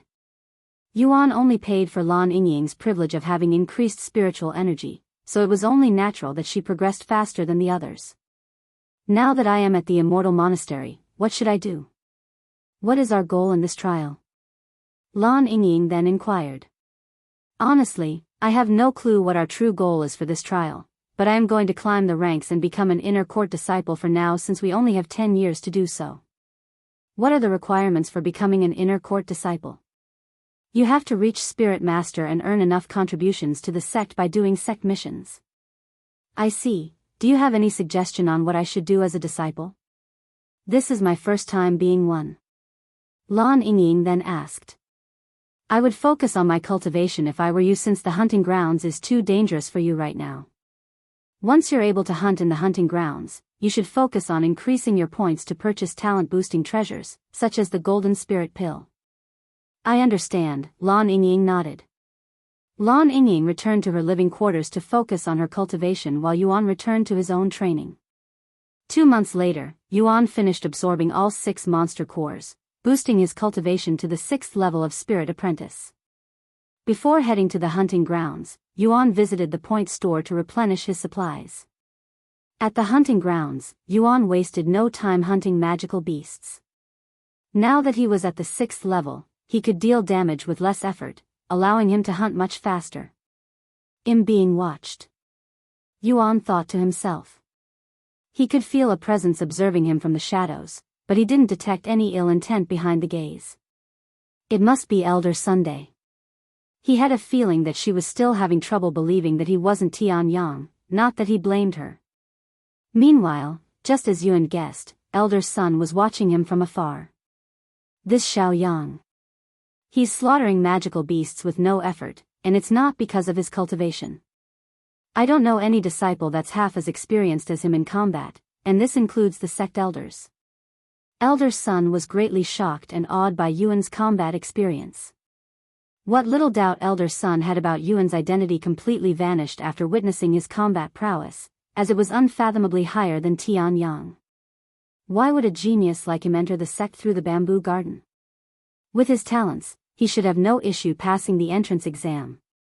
Over the next several days, Elder Sun would follow Yuan around the hunting grounds to get a better understanding of his talents.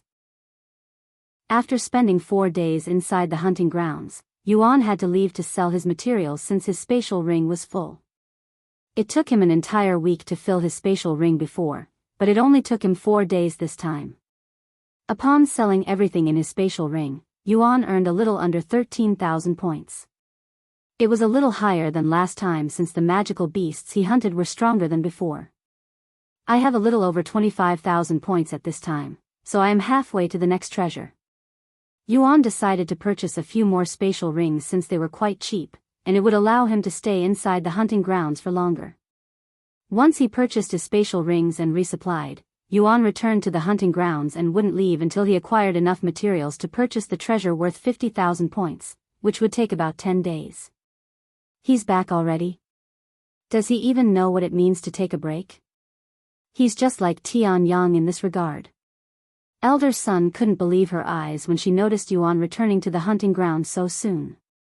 However, as much as she wanted to continue watching over him, Elder Sun knew she couldn't babysit a single disciple for too long, especially knowing that Yuan was more than capable of protecting himself inside the hunting grounds. After taking another glance at Yuan's face, Elder Sun left to watch over the other disciples inside the hunting grounds.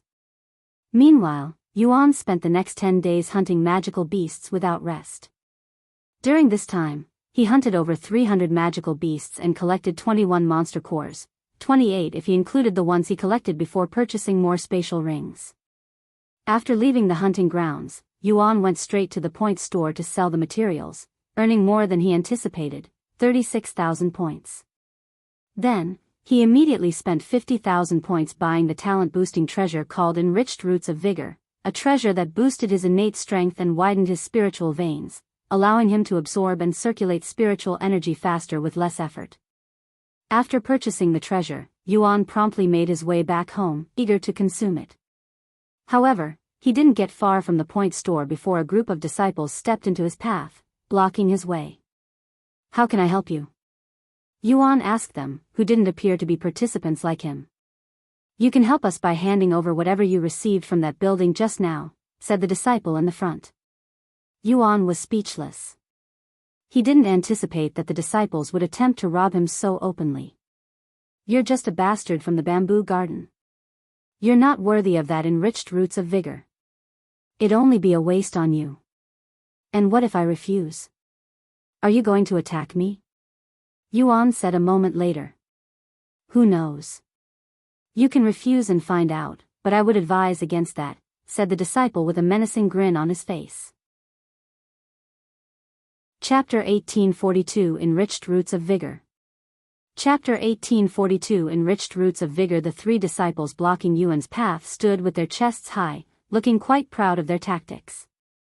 Yuan didn't immediately respond to their threat and silently analyzed them. 1st level Spirit Warrior, 8th level Spirit Apprentice, and 7th level Spirit Apprentice, huh? All of them had a higher cultivation than Yuan, and one of them was even a Spirit Warrior. If Yuan had his original body, he wouldn't need to worry about fighting those above his cultivation. Unfortunately, that was not the case. Even if Yuan's fighting experience was far superior to the three of them combined, the three disciples could easily overpower him with raw strength alone.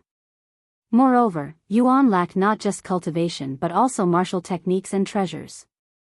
After contemplating his choices for a moment, Yuan suddenly turned around and began walking back to the point store, which left the disciples puzzled. "Wait. Where the hell do you think you're going? How dare you ignore us? Come back here." The disciples shouted for him to return, but Yuan simply ignored them. Upon returning to the store, Yuan faced the disciples and said, "You want what I have? Come get it." The disciples trembled in anger after hearing his words, but for some reason, they refused to chase after Yuan, almost as if there was an invisible barrier that prevented them from getting close to the point store. "So those who are not participants are not allowed inside the point store, huh? This is good to know." Yuan had planned on consuming the treasure inside the store, where there were others watching, making it difficult for the disciples to intervene. He never expected that only participants and those who were designed to work at the point store would be allowed to enter. Upon realizing this, Yuan immediately sat down and retrieved the enriched roots of vigor. Before consuming it, he dangled it in front of him like he was trying to bait something. "You fucking bastard. Don't you dare. I swear I'll fucking kill you later. Don't think you can stay there forever." When the three disciples saw Yuan's actions, they became infuriated, their faces flushed with redness. However, no matter how red their faces turned, their feet remained rooted to the ground, unable to take a step closer to the point store. Once Yuan confirmed that they were definitely unable to approach the point store, Yuan consumed the enriched roots of vigor and began cultivating with the disciples as spectators. The young man working behind the desk inside the store noticed Yuan's actions but didn't say anything. After a glance, he returned to his own business and pretended as if Yuan wasn't even there.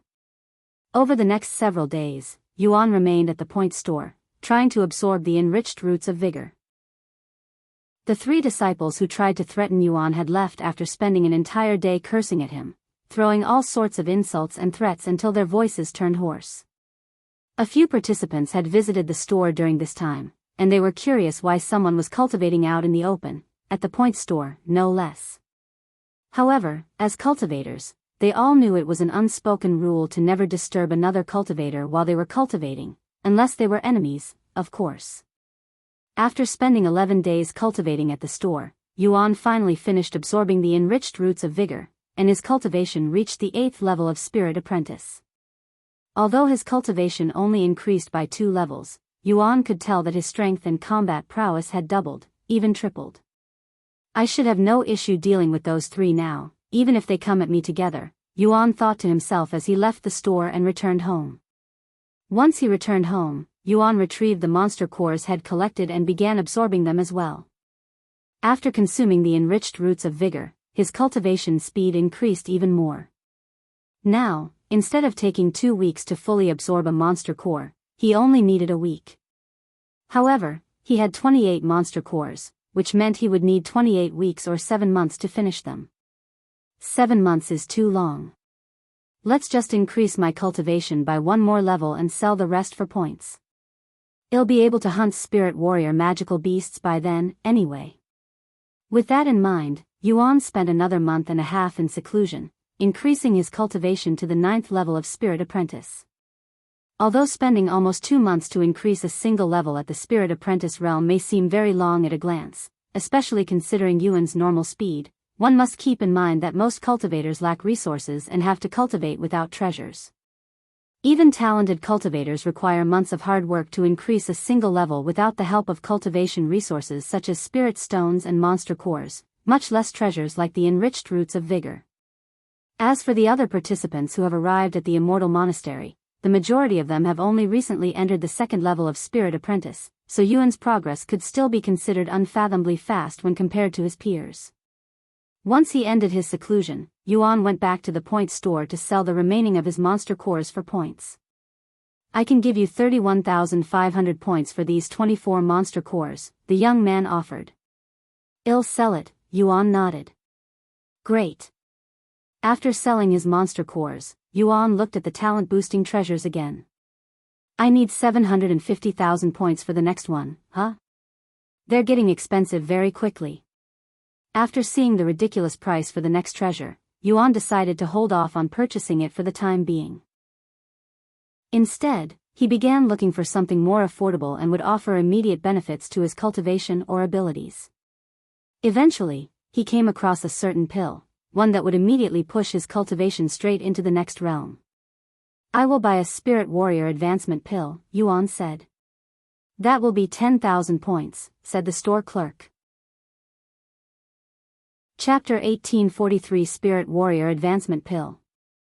Chapter 1843 Spirit Warrior Advancement Pill. Spirit Warrior Advancement Pill, just as its name implies, it could help a Spirit Apprentice cultivator reach Spirit Warrior instantly when consumed. However, there are a number of limitations. One such limitation was that the pill would only be effective for those at the 9th level of Spirit Apprentice. The second limitation was that a single individual could only consume 3 such pills in their lifetime, regardless of the results. Before I sell it to you, I must warn you that the Spirit Warrior Advancement Pill doesn't guarantee you'll successfully enter Spirit Warrior. These pills have a 70% chance of success, so there is a 30% chance it will do nothing, the young store clerk warned him. I understand. I still wish to buy one, Yuan nodded, purchasing a Spirit Warrior Advancement Pill for 10,000 points. Yuan returned home and immediately began preparing to attempt a breakthrough to Spirit Warrior. After consuming the pill, he felt a surge of energy coursing through him, his cultivation speed accelerating rapidly toward the next level. For a brief moment, it seemed as though the breakthrough was within reach. However, just as the energy reached its peak, it suddenly dispersed, slipping through his grasp like sand in the wind. The Spirit Warrior Advancement Pill had failed despite having a 70% success rate. Upon failing to break through using the Spirit Warrior Advancement Pill, Yuan wasted no time returning to the point store for another one. However, after consuming it and trying again, Yuan failed to break through to Spirit Warrior for a second time. Failing a 70% chance success rate 2 times in a row. My luck seems to be backward here. Yuan sighed as he made his way back to the point store for the 3rd time. After purchasing a 3rd Spirit Warrior Advancement Pill, Yuan returned home to try to break through for his final time. After all, a single person could only consume 3 such pills in their lifetime. Eventually, a powerful burst of energy radiated from Yuan's body, signaling his successful breakthrough to the 1st level of Spirit Warrior. As the energy stabilized within him, Yuan released a sigh of relief. Without the pill, achieving the same result would have taken him 2 to 3 months of consistent effort through normal cultivation. Although it took 30,000 points and 3 tries, I have managed to enter Spirit Warrior. Now that he was a Spirit Warrior, Yuan could confidently traverse deeper into the hunting grounds, where much more powerful magical beasts roamed. However, before returning to the hunting grounds to farm more points, Yuan had to prepare. Now that I am a spirit warrior, I should try learning the Immortal Monastery's martial techniques. Although the participants were prohibited from using martial techniques that did not originate from the Immortal Monastery, they had no problem learning the Sect's martial techniques. The only issue was that it was nearly impossible for the participants to acquire these techniques in their current state. Yuan and the participants confirmed that they were able to purchase the Immortal Monastery's techniques with points after arriving at the Immortal Monastery. However, even the basic ones required tens of thousands of points, which was simply not feasible for the majority of the participants. As for Yuan, he didn't need to spend any points on purchasing these techniques because he already had memorized several of them. The only reason he hasn't tried to use them was due to a lack of cultivation.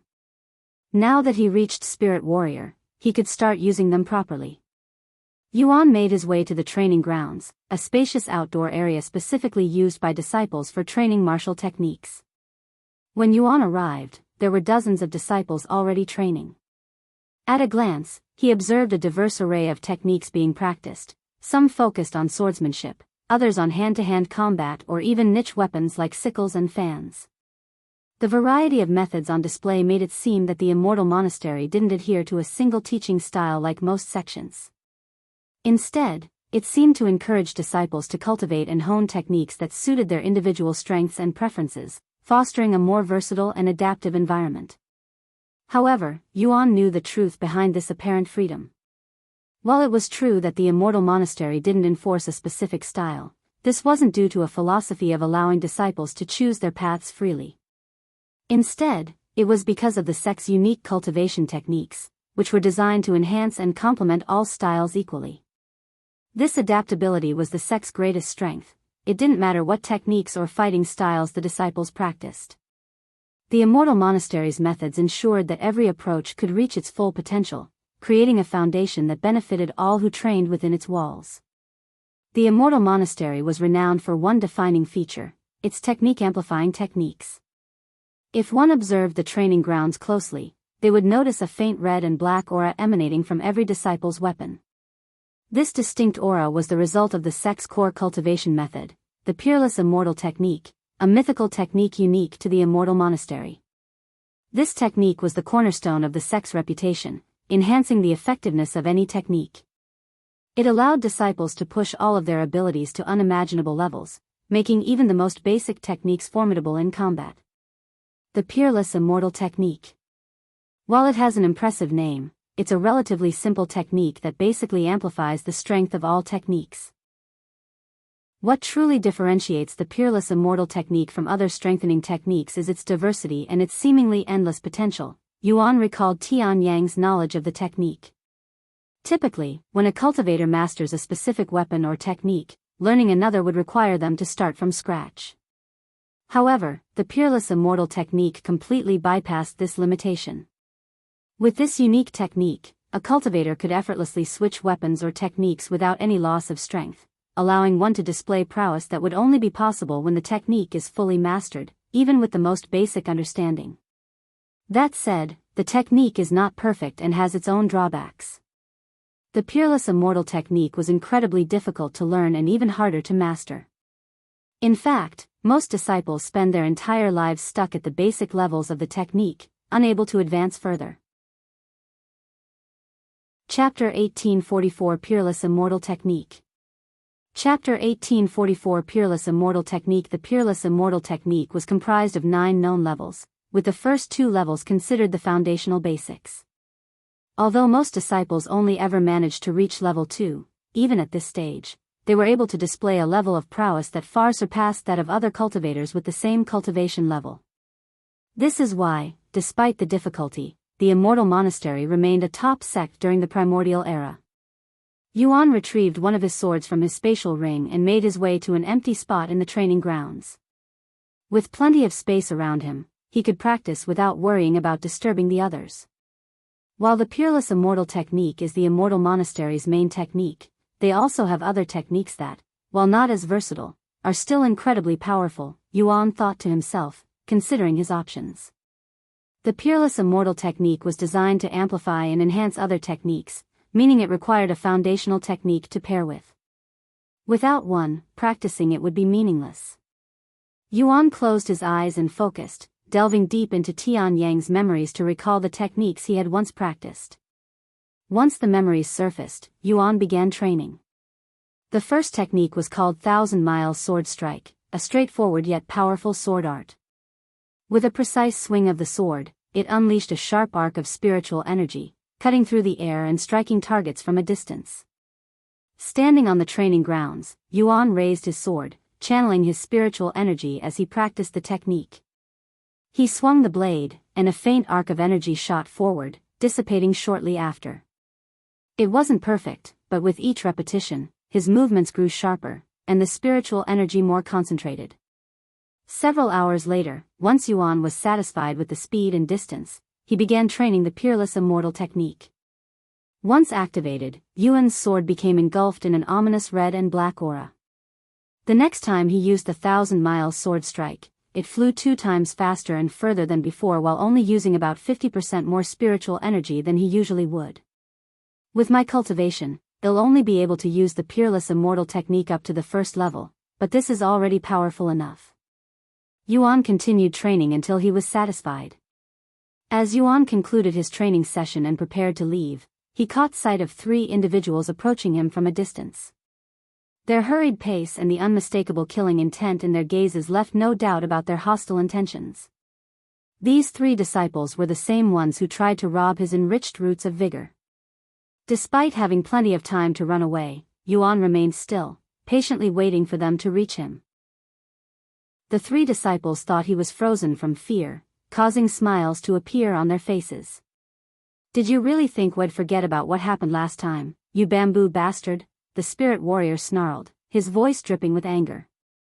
His face turned red, both from the effort of suppressing his rage and the humiliation that resurfaced as he recalled their previous encounter. "Of course not. In fact, I was hoping you'd return," Yuan said. He faced them with a calm expression and continued, "So, what are you going to do about it?" "How dare," the spirit warrior's voice halted as he noticed Yuan's cultivation. "Why you? How are you already a spirit warrior? You were only at the 6th level of spirit apprentice the last time we spoke."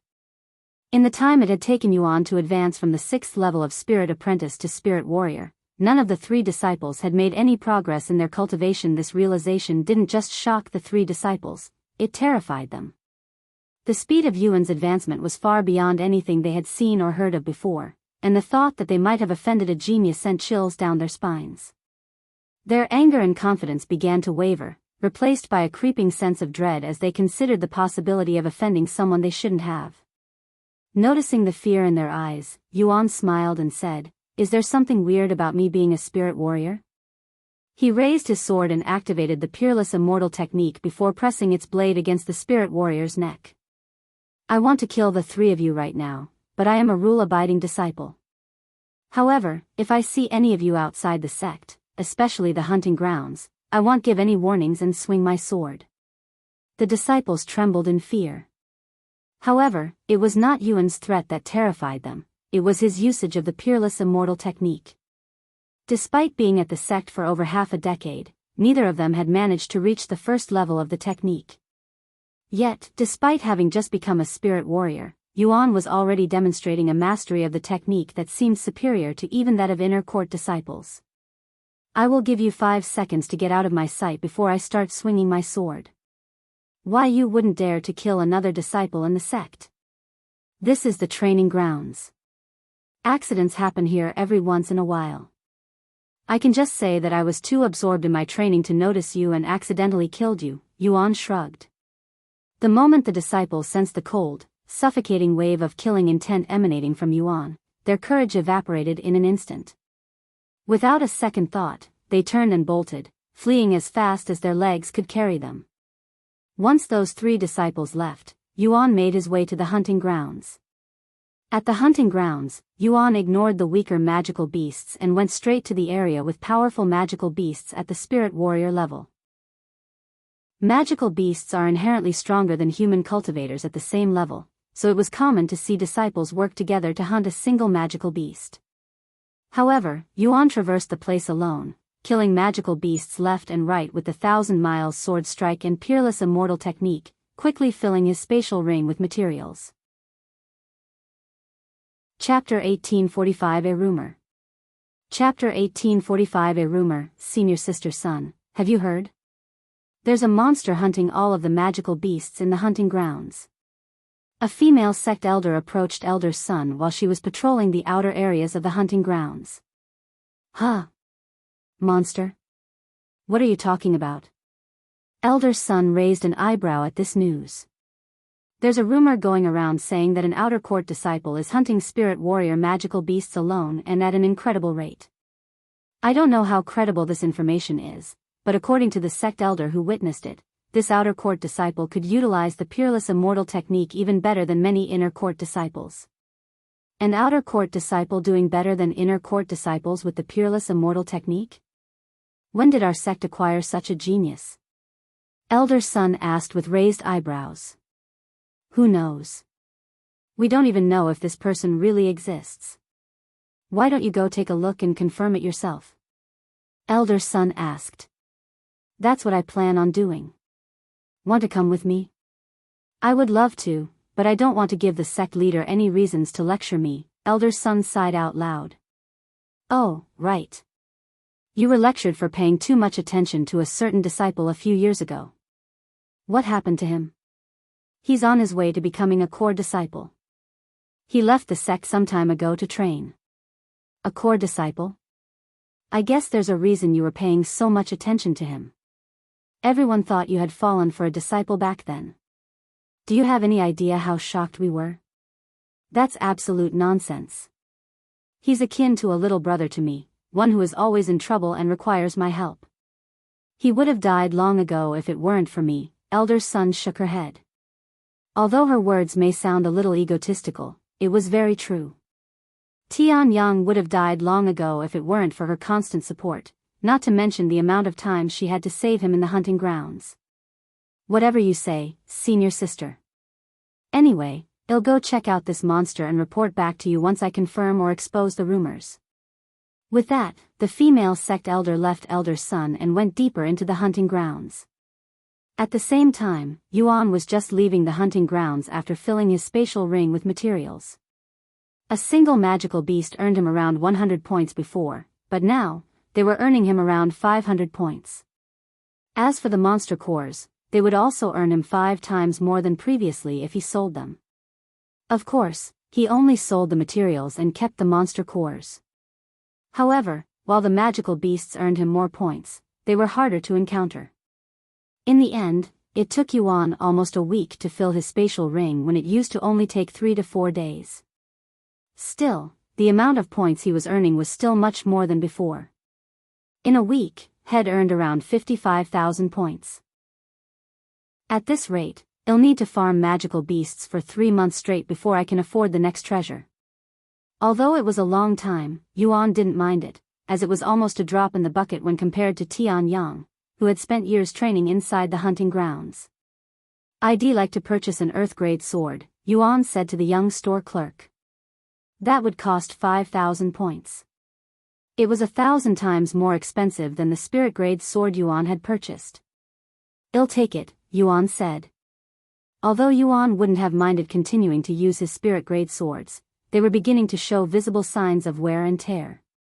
The immense stress placed on them by the Peerless Immortal technique had pushed them to their limits, and cracks were starting to form. It was clear they wouldn't last much longer under such strain. After acquiring the earth-grade sword, Yuan returned to the hunting grounds to continue his grind. Oh. Is that him? The sect elder who went to confirm the rumors finally found Yuan after searching for an entire day. She then watched as Yuan killed a magical beast from afar using the 1,000 Miles sword strike, which had been strengthened by the Peerless Immortal technique. Heavens! He killed it with a single strike. And his Peerless Immortal technique is almost level 2. Only the top inner court disciples have reached that level after decades of hard work. The sect elder almost couldn't believe her eyes. After watching Yuan for a few hours, the sect elder approached him and asked, "Disciple, what is your name?" "My name is Xiaoyang," Yuan introduced himself. "Xiaoyang, Huh? How long have you been a disciple? A few months. Only a few months? And you're already a spirit warrior? Not to mention your understanding of the Peerless Immortal technique. Did you, by any chance, come from the Immortal clans? No, I have no relations to the Immortal clans. Yuan's eyebrows twitched after hearing about the Immortal clans. Then do you have a master? Although only inner court disciples are allowed to have a master, exceptionally talented individuals are exempted from this rule. No, I don't have a master, Yuan shook his head. A disciple may accept a sect elder as master once they are promoted to the inner court. This had several benefits, such as learning techniques that most disciples do not have access to, as well as receiving much more cultivation resources than others. No, I don't have a master, nor do I have any intentions of accepting one. Yuan shook his head. Why not? You'd grow stronger much faster if you had one. You would also receive special protection from the sect. The sect elder was puzzled, even surprised by Yuan's response, as most disciples would kill for a master. I don't know, Yuan shrugged. How about I be your master? You use the sword, right? Well, I happen to be a sword master, the sect elder revealed with a puffed chest. My little brother creator's thought. Chapter 1846 Soul Refining Elixir.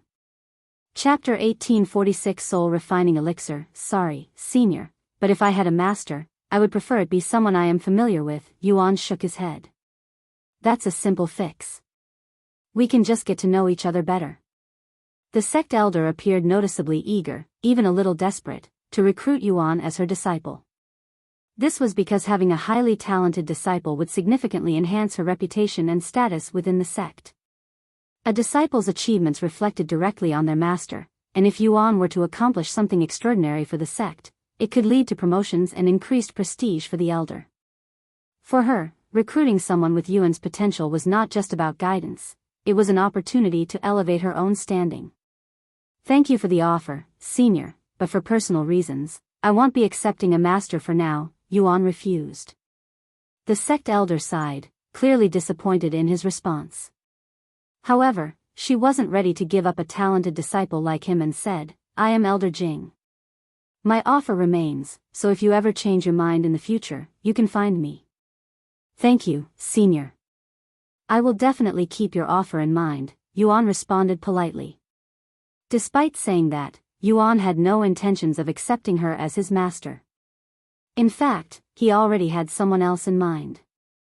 Elder Jing left shortly after and returned to Elder Sun's side to report her findings.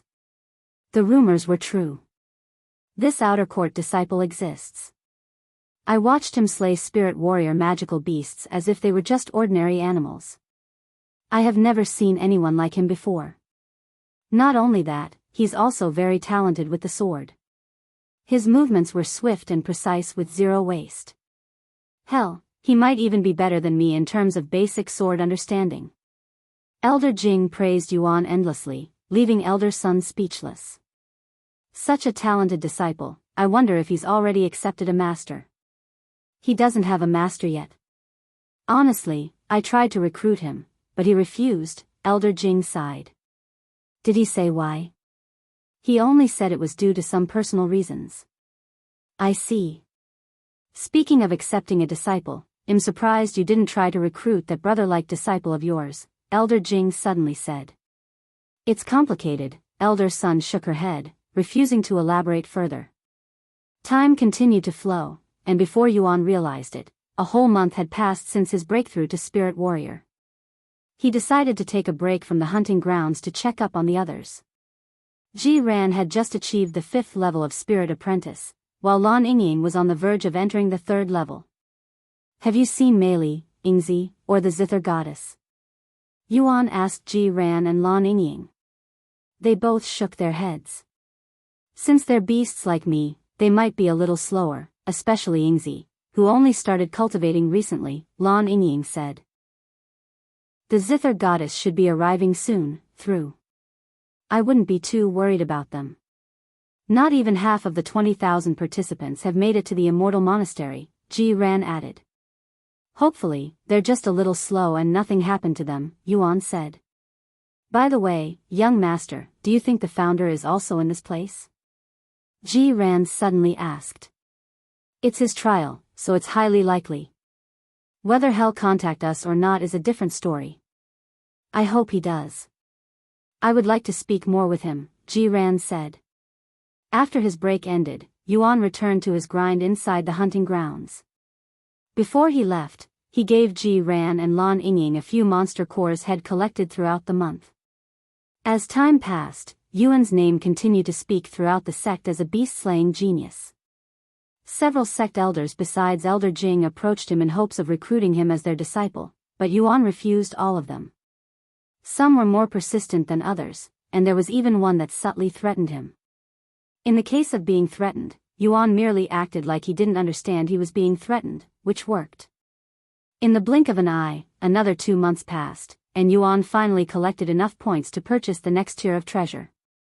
At the point store, Yuan spent 750,000 points purchasing the soul refining elixir, a powerful treasure that increased one's soul strength and overall cultivation talents. After acquiring the treasure, Yuan immediately returned home to consume it, which took an entire day. Upon consuming the treasure, Yuan's cultivation soared to the 3rd level of Spirit Warrior, and he could now fully absorb a monster core in a little under 2 days. However, even after spending another 2 months absorbing all of the monster cores had collected, his cultivation only reached the 5th level of Spirit Warrior. It has been around a year since Yuan and the others began the trial. Yet, only a little over 10,000 participants have made it to the Immortal Monastery. While Yuan was in seclusion trying to absorb the monster cores, both Tan Songyun and Shimeli made it to the Immortal Monastery. Where's your master? Tan Songyun asked Lan Yingying when she arrived. He's in seclusion. How far has he progressed? He was at the 1st level of Spirit Warrior right before entering seclusion. He's already reached Spirit Warrior? How's that possible? Tan Songyun exclaimed in a shocked voice. You will have to ask him. Lan Yingying shook her head. Shimeli showed up at the Immortal Monastery a month after Tan Songyun. How long have you been here? Shimeli asked. About half a year. That long? How? It was mostly with the young master's help. Yua, Xiaoyang. Where is he right now? Cultivating inside his room. He lives next door, by the way. After learning about Yuan's living quarters, both Shimeli and Tan Songyun decided to live nearby. By the way, I heard a massacre had occurred in your group. Was that? Shimeli asked. Yes, this is what happened. Lan Yingying explained the situation, leaving her speechless. Chapter 1847 Sudden Event. Chapter 1847 Sudden Event. When Yuan emerged from his seclusion, he was pleasantly surprised to learn that Shimeli and Tan Songyun had finally arrived at the Immortal Monastery. So the only one left is Yingzi, huh? If Yuan had to be honest, he was the most worried about Yingzi, as she was new to cultivation in the 9 heavens. Moreover, she isn't even familiar with humans, much less their lifestyles. Yuan could imagine Yingzi having a hard time adapting to the quotas in the bamboo garden. I must ask, how many points do you currently have? Shimeli asked Yuan as they sat in his room. Near 0 since I just spent all of them, Yuan said. However, I had 750,000 points before that.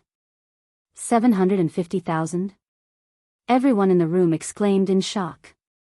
The rest of the participants had just begun entering the hunting grounds to farm for points, yet Yuan had already earned and spent 750,000 in one go.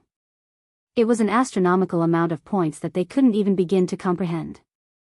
How in heaven's name did you earn that many points? Did you threaten someone for them? Tan Songyun asked with wide eyes. You can get points by selling materials of magical beasts to the point store. You get about 100 per kill as Spirit Apprentice. Once you reach Spirit Warrior, you can expect around 500 per kill, Yuan explained his methods. However, even if everyone knew his method, not everyone could replicate it. After all, most participants have to pair up to fight a single magical beast, and they'd need to split the points. Yuan was fighting alone, so he could easily keep all points for himself. By the way, here's a little something. Yuan retrieved 4 golden spirit pills from his spatial ring and continued, these will make your life a little easier. What is that? She merely asked. That's the golden spirit pill. Although not by much, it can boost one's cultivation talents, Jiran explained. Oh, I saw that in the list. They cost 7,500 points each, right? Are you sure you want to spend so many points on us? I don't want to slow down your progress, she merely said.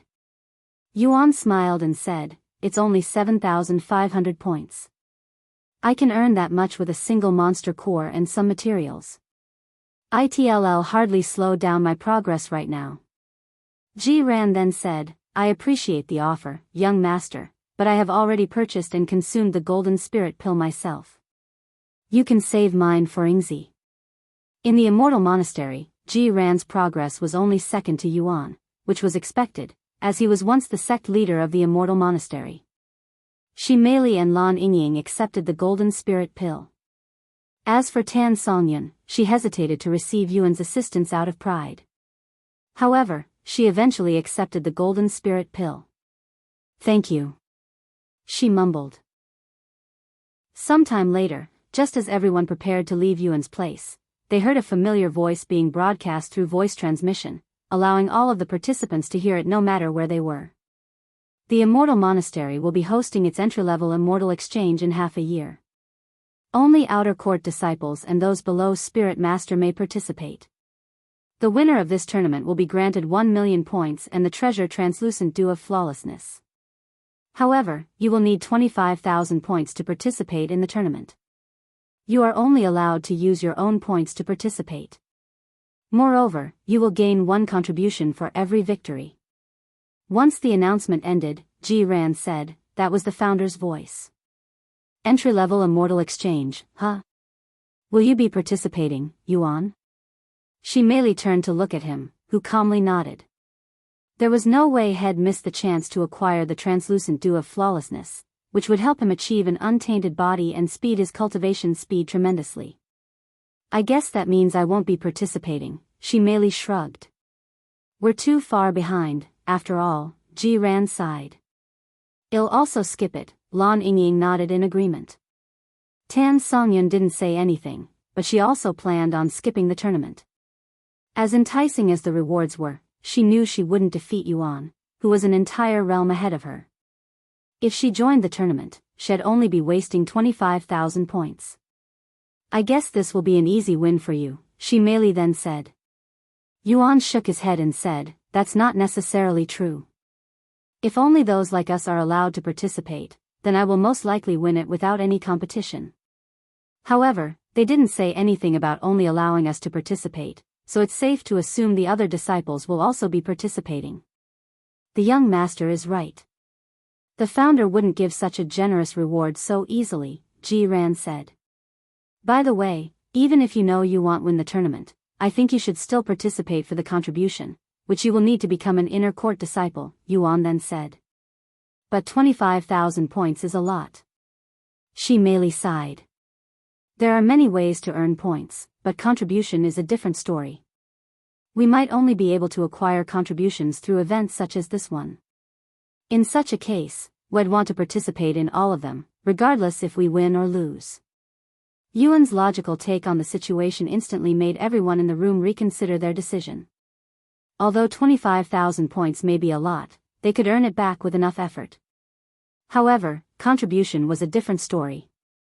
If they could not become an inner court disciple due to lack of contribution, even 1 billion points would be pointless. Alright, I'll participate in the event and earn as much contribution as possible, Shi Meili said after pondering for a moment. Lan Yingying and Jiran nodded their heads in agreement. Sometime later, everyone left Yuan's living quarters to continue their training. As for Yuan, he returned to the hunting grounds to continue slaying magical beasts for points. Chapter 1848 Half a year. Chapter 1848 Half a year after returning to the hunting grounds, Yuan wasted no time grinding magical beasts. After the soul refining elixir, the prices of talent-boosting treasures in the point store no longer experienced extreme price hikes.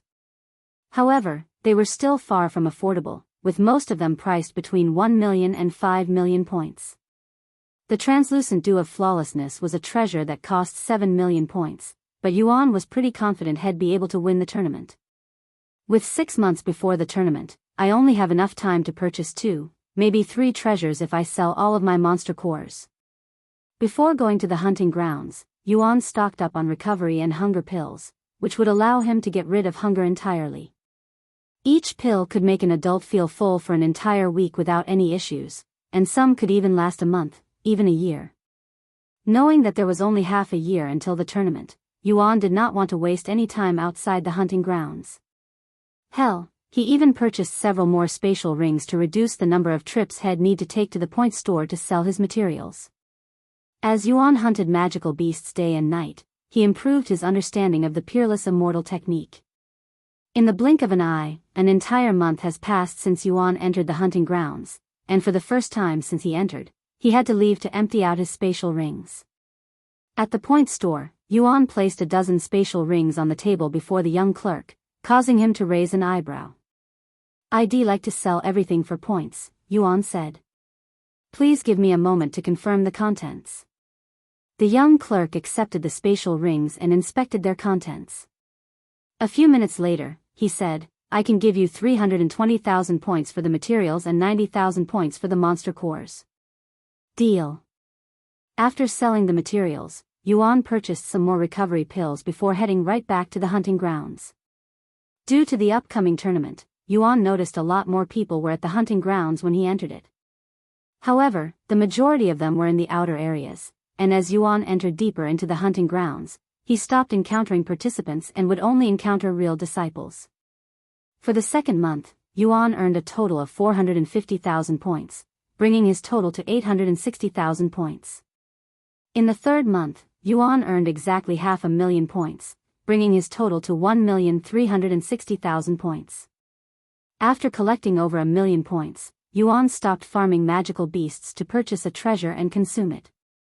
After carefully considering all his options, Yuan decided to purchase the refined dragon blood pill, an exceedingly powerful pill infused with the blood of a true dragon. This pill granted the consumer immense physical strength and significantly enhanced resilience, bestowing them with a body akin to that of a dragon. Although the pill had cost him 1,250,000 points, Yuan did not regret it, especially after consuming it and immediately feeling several times more powerful than before. "In my current condition, I should have no problem hunting even magical beasts at the Spirit Master realm," Yuan thought to himself. His cultivation also increased by a single level, bringing him to the 6th level of Spirit Warrior. However, even without factoring in his techniques, his raw strength alone had already reached the level of a first-level Spirit Master. This breakthrough also allowed Yuan to push the Peerless Immortal technique to the beginning of its 2nd level. When used, it could amplify the prowess of its targeted technique by 5 times.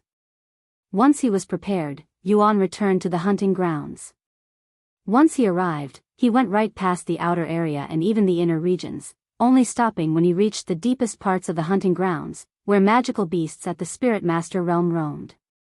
The core region of the hunting grounds was so dangerous that most outer court disciples avoided it, and only inner court disciples would dare to traverse this land. However, in Yuan's eyes, these magical beasts were no different than the ones roaming around the inner region, as he'd still kill most of them with a single strike. The only issue was that he needed to use the majority of his spiritual energy to take down a single magical beast, so after every kill, he'd need to consume a spirit recovery pill. A month later, he returned to the point store to unload his materials. Each magical beast now earned him around 1,000 to 2,000 points. Although the price of materials didn't increase too much, the monster cores were an entirely different story. A single monster core could earn him anywhere from 10,000 points to 50,000 points, depending on the rarity and quality of the monster core. In the end, Yuan earned a grand total of 1,750,000 points. This allowed him to purchase another treasure, and he purchased the Phoenix Rising Pill, a potent treasure that increased his recovery rate, resistance to fire, and Danshan's capacity. It also cost him 1,500,000 points. After spending 3 days absorbing the treasure, Yuan's cultivation reached the 7th level of Spirit Warrior. He then wasted no time returning to the hunting grounds and immediately began grinding again. In the 5th month, Yuan earned an impressive 2 million points. However, he didn't purchase another treasure and decided to save it for a specific treasure he had his eyes on. For the last month, Yuan had a little less than a month, and had killed so many magical beasts in the previous months that the core region of the hunting grounds had become void of life. The magical beasts were simply being slain faster than they could regenerate, so Yuan was only able to earn a total of 1,300,000 million points. Fortunately, he had just enough to purchase the treasure he wanted. Chapter 1849 Fate-Altering Pill. Chapter 1849 Fate-Altering Pill. With just a week left before the tournament began, Yuan sold all of his collected materials and monster cores to the point store. Using the wealth of points he had accumulated, he purchased the Fate-Altering Pill, a priceless treasure from the primordial era known for its unparalleled ability to completely transform an individual's innate talent and constitution for the better. This would not only improve Yuan's talents all around but even have a chance to grant him a unique physique, something his current body did not possess. Although this treasure had cost him an insane 4 million points, Yuan did not hesitate to spend the points. Once he acquired the treasure, Yuan returned home and instantly consumed the fate-altering pill, spending the next several days in seclusion. Meanwhile, the other participants used the last few days to sign up for the tournament. The majority of them were between the 4th level and 6th level Spirit Apprentice, and 25,000 points were enough to bankrupt most of them. Since only Yuan's group was aware of his true progress, the other participants remained confident in their own chances of winning the tournament. As a result, the atmosphere was lively, and spirits were high. Where's Yuan? Is he still in seclusion? The enrollment period for the tournament ends tomorrow. If he doesn't sign up by then, he won't be able to participate, Shi Meili asked. I saw him rushing back to his house a few days ago. I didn't even get the chance to call for him, Lan Yingying said. I'll go disturb him if he doesn't come out by today, Ji Ran said. The three of them were seated outside Lan Yingying's living quarters. After training for half a year with barely any breaks, the three of them were worn out and needed to take the last few days to relax before the tournament began, hence why they were sipping tea and relaxing together. What about Yingzi? Has she arrived at the Immortal Monastery yet? Most of the participants have arrived at the sect by now, Shi Meili wondered out loud. Seeing how long it's taking her to arrive is certainly concerning, but there's nothing we can do but hope for the best, Lan Yingying sighed. A few hours later, Ji Ran and the others noticed Yuan's front door opening. The person himself walked out the next moment. Young master, you're finally out. I was just about to knock on your door, Ji Ran said with a relieved smile. Yuan smiled and asked, what's the hurry? The enrollment period of the tournament ends tomorrow, or tonight. If you don't sign up by then, you won't be able to participate in the tournament. I know, but I still have time, don't I? Anyway, I'll be back. After registering for the tournament, Yuan returned to his living quarters to spend his time with the others. Yingzi hasn't arrived yet, huh? Yuan sighed out loud. I can't tell you not to worry since I am also a little concerned. However, there are still over 2 entire years for her to arrive at the sect, Shi Meili said. Everyone was given 4 years to get out of the bamboo garden, and only a year and a few months have passed since the trials began, so there was still plenty of time for the participants to arrive at the Immortal Monastery. There's no point worrying about it since we can't do anything about it but hope for the best, Yuan said. Anyway, how did you guys spend the last half a year? Yuan asked them. He noticed that Lan Yingying was at the 9th level of Spirit Apprentice while Shi Meili was at the 7th level. Ji Ran had already become a Spirit Warrior, even reaching the 2nd level. We spent half of that time cultivating the monster cores you gave us and the other half inside the hunting grounds for points. Since we're a 3-man group, we needed to collect 75,000 points, Lan Yingying said. 3-man? You hunted with them? Yuan looked at Ji Ran with raised eyebrows. He was sure that Ji Ran was going to do things alone. It's not me, Ji Ran shook his head. We went hunting with Sister Songyun, said Shi Meili. Sister? Since when have you gotten so close? Yuan's eyes widened with surprise.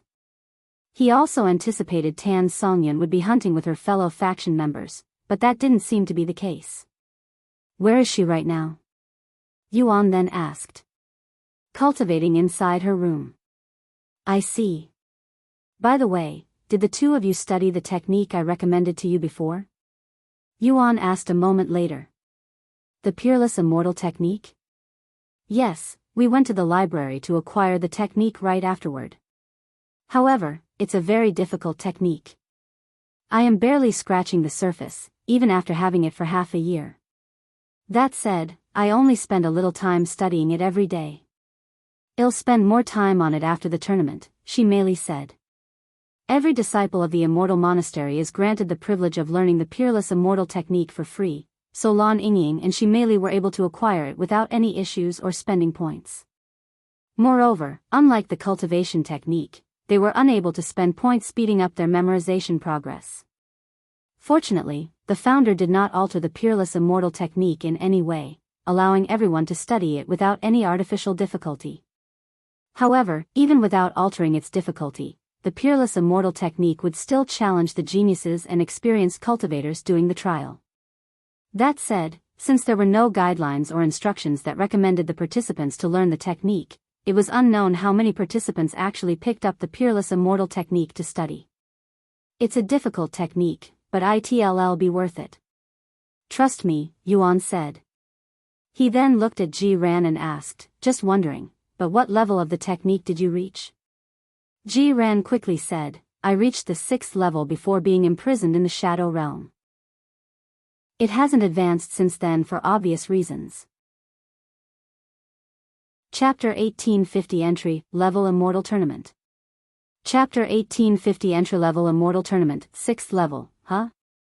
That's not bad, considering there are only 9 levels to the technique, Yuan muttered after hearing Ji Ran's response. Not bad?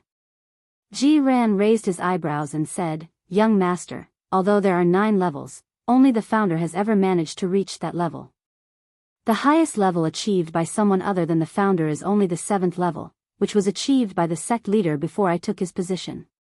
What about you, young master? What level did you achieve in your past life? Yuan shrugged and calmly replied, I have no clue. I only have memories of learning up to the 3rd level. I don't have all of my memories of that incarnation. The 3rd level, huh? Only the top inner court disciple would reach that level when I was still the sect leader, Ji Ran mumbled. That is also the requirement to qualify as a core disciple. Anyway, I'm going to get some sleep. It's been a while. I'll see you all tomorrow at the tournament, Yuan said to them before returning home and instantly falling asleep the moment he lay on the bed. The following day, Yuan and the other participants made their way to the only arena available in the outer court. However, when they arrived, they noticed that the real disciples were also there. This made them wonder if these disciples were just there to spectate or to participate in the tournament as well. Do you think they'll be participating as well? I hope not. Because if they are, we're all screwed. Right? There's no way we could compete with them with our trash bodies and talents. The participants mumbled amongst themselves as they entered the arena and sat down in the empty seats. Although the arena was massive, with tens of thousands of seats available, it quickly filled up with disciples. There was also a small but luxurious section for sect elders and disciples from the inner court. Once the seats were filled, a tall and handsome figure descended from the sky, landing directly on the stage in the center of the arena. When the sect elders and the real disciples saw this figure, they immediately stood up and lowered their heads before greeting in unison, "We greet the sect leader." Ji Ran was also standing, but it was not because he recognized the handsome man's face. Instead, he recognized the handsome man's robes, something he also wore before. Realizing that they were before the sect leader of the Immortal Monastery, the participants also hastily stood up and silently bowed. At the same time, they wondered if this sect leader was the founder, the same individual who spoke to them before the Immortal Monastery's opening. I will keep things brief. The rules are as follows. Once the sect leader spoke, the participants no longer doubted his identity, as he sounded exactly like the voice from the Immortal Gates. First and foremost, killing is not allowed. Even if it's an accident, you will be forced to forfeit the match if you kill your opponent. If it was deemed that you'd purposefully killed your opponent, you will also be punished. For each match you win, you will be rewarded 1 contribution. There are 8,192 participants, so the maximum contribution you can earn through matches is 13. However, if you win the tournament, you'll also be awarded an additional 10 points. If you didn't know already, one must have at least 25 contributions to even qualify for the Inner Court Disciple examination. Although 25 contributions may seem like a lot at a glance since one would only acquire 23 points from winning a tournament, it was actually not that difficult to earn contributions in the past. For example, a disciple could finish a simple sect mission and would be awarded 2 to 3 points, so they'd only need to do about 10 missions to qualify as an Inner Court Disciple if they were also Spirit Masters. For the following rule, since I am a believer that your wealth is part of your talents, I allow you to use your own treasures in the tournament. However, this is only limited to the weapon you'll use to fight, so your sword, spear, etc. If you don't have a weapon, the sect will provide one for you. However, it will only be an ordinary weapon. Damn! If only I had purchased a weapon before they sold out. The participants, mostly those like Yuan, were dumbfounded to hear such a rule, as many of them were still using ordinary weapons. However, this wasn't because they were too cheap to purchase a spirit-grade treasure from the point store. It was because the point store had a stock limit, something the people didn't find out until someone tried purchasing something that had already sold out, such as a spirit-grade treasure. However, when questioned about the stock, the point store would not reveal the limit for each item and would only say if the item was in stock or not. Not knowing if they might miss out on something in the store caused a panic buy.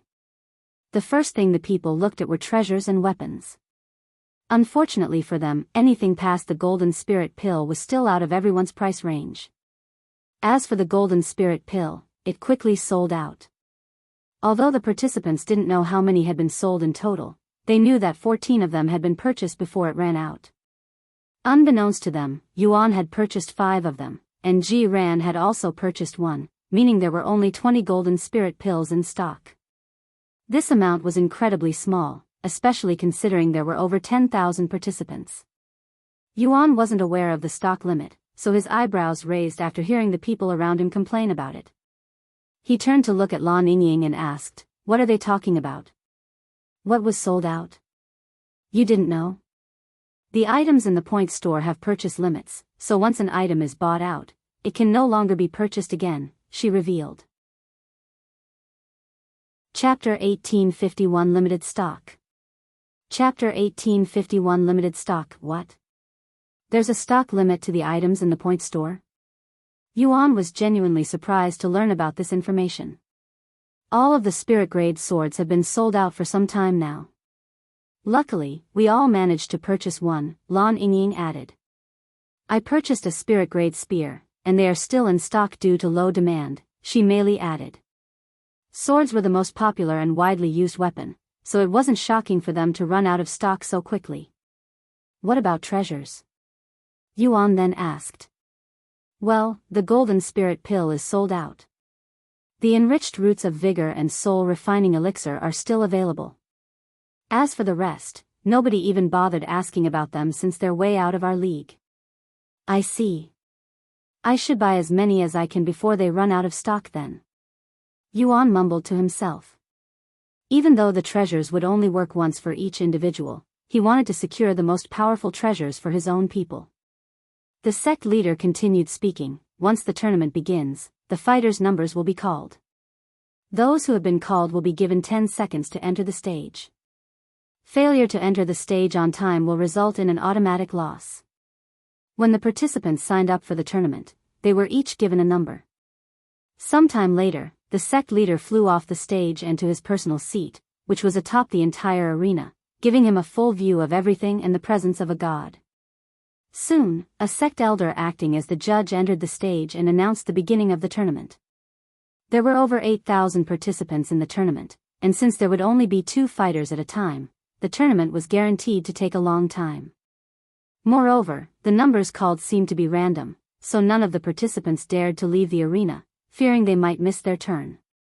Numbers 99 and 1209, the sect elder called. Not even a second later, two disciples jumped from the spectators' area and onto the stage. Once the fighters retrieved their weapons, the sect elder officially started the match. For the first several fights, everyone at the arena was watching with excitement, including the participants, but as time passed and more fights happened, the noises calmed down, and the participants began cultivating.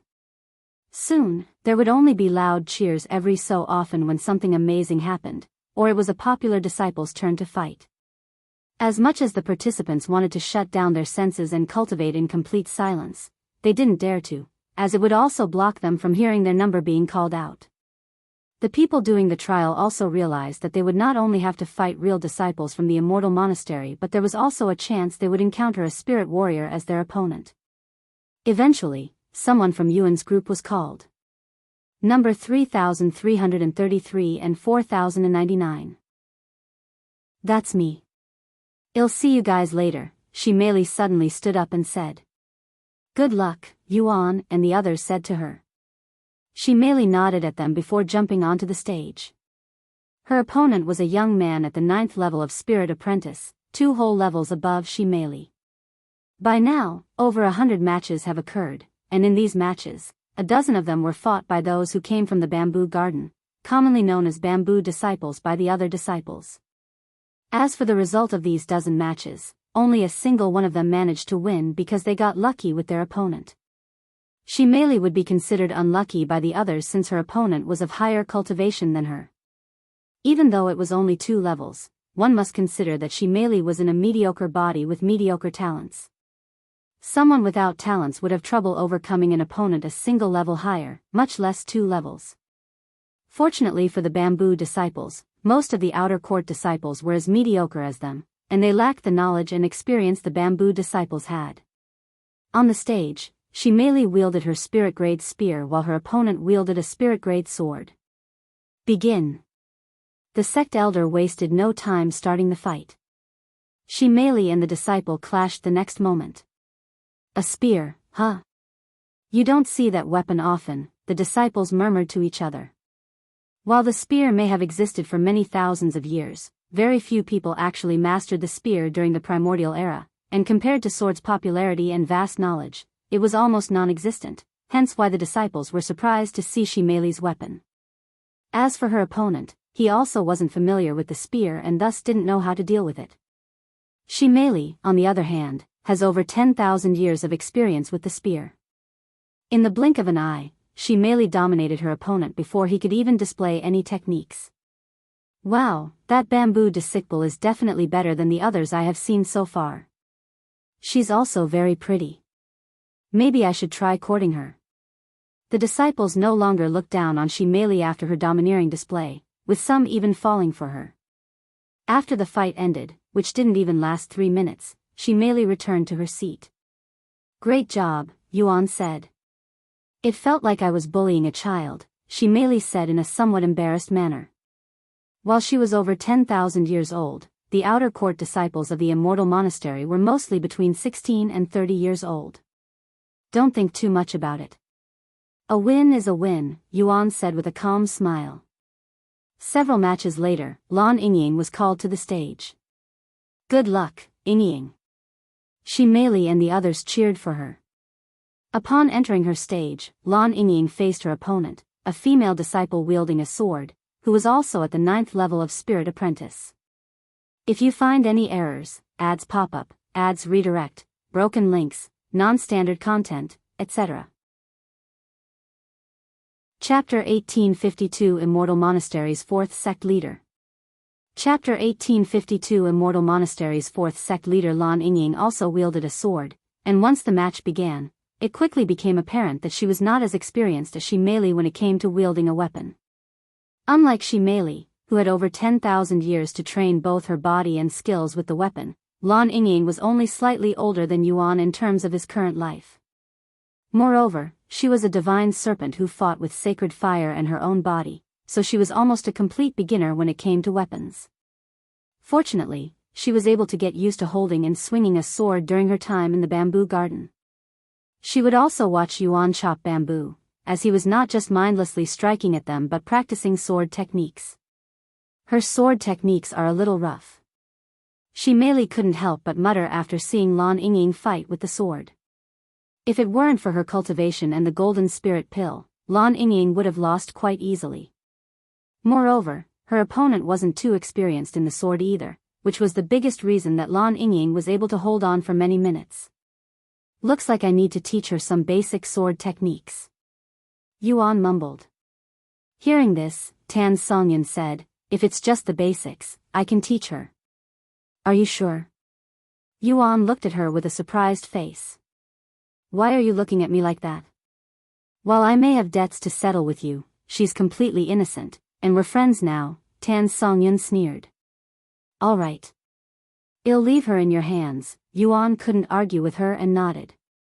After 10 long minutes, Lan Yingying barely managed to defeat her opponent after the disciple made a mistake. When Lan Yingying returned to her seat, her face was slightly flushed red, almost as if she was embarrassed about her performance. There's no need to be embarrassed. You did very well for someone who's never really trained with the sword, Yuan said.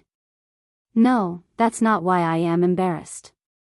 She quickly shook her head before continuing to speak. I thought I would be able to replicate your movements because I have been watching you fight for years, but when I finally tried it, my body wouldn't listen to me.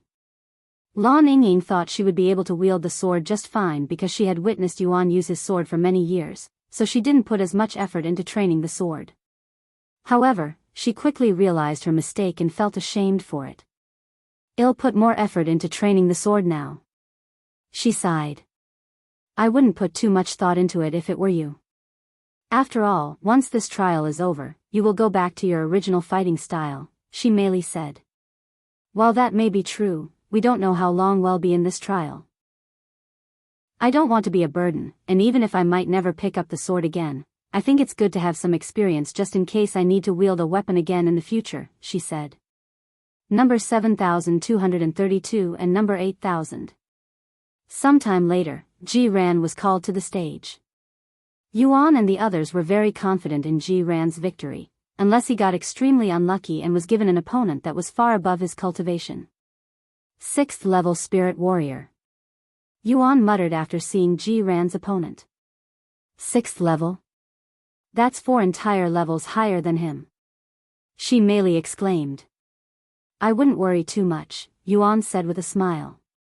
Once the match began, she merely quickly understood why Yuan had said such a thing. Despite being 4 levels below his opponent's cultivation, Ji Ran was able to dominate his opponent with ease. The Peerless Immortal technique. He's using the Peerless Immortal technique. Not just that, but his understanding of the technique seems to have reached the 2nd level. How can an outer court disciple who came from the bamboo garden have such talents? The audience exclaimed in shock after witnessing Ji Ran display such a technique. It was not just the disciples who were shocked. Even the sect elders watching were greatly surprised, and many of them began considering accepting Ji Ran as their disciple. That man. He's the Immortal Monastery's 4th sect leader, huh? The sect leader mumbled with a satisfied smile on his face. Sometime later, in just a few minutes, Ji Ran secured his victory while leaving his opponent completely speechless. Once the sect elder declared Ji Ran's victory, something unexpected happened. For the first time since the beginning of the tournament, the sect leader clapped, showing his amusement and acknowledgement. This shocked everyone there, as it was almost impossible to receive the sect leader's approval as an outer court disciple, much less a bamboo disciple. When the sect elders saw this, many of them made up their minds and decided to recruit Ji Ran once the tournament ended. Thank you, Founder. Ji Ran was incredibly excited to receive the sect leader's approval despite his age and experience. After all, the sect leader was a hero and legendary figure in his eyes. Time continued to pass, and eventually, it was Tan Songyan's turn to enter the stage.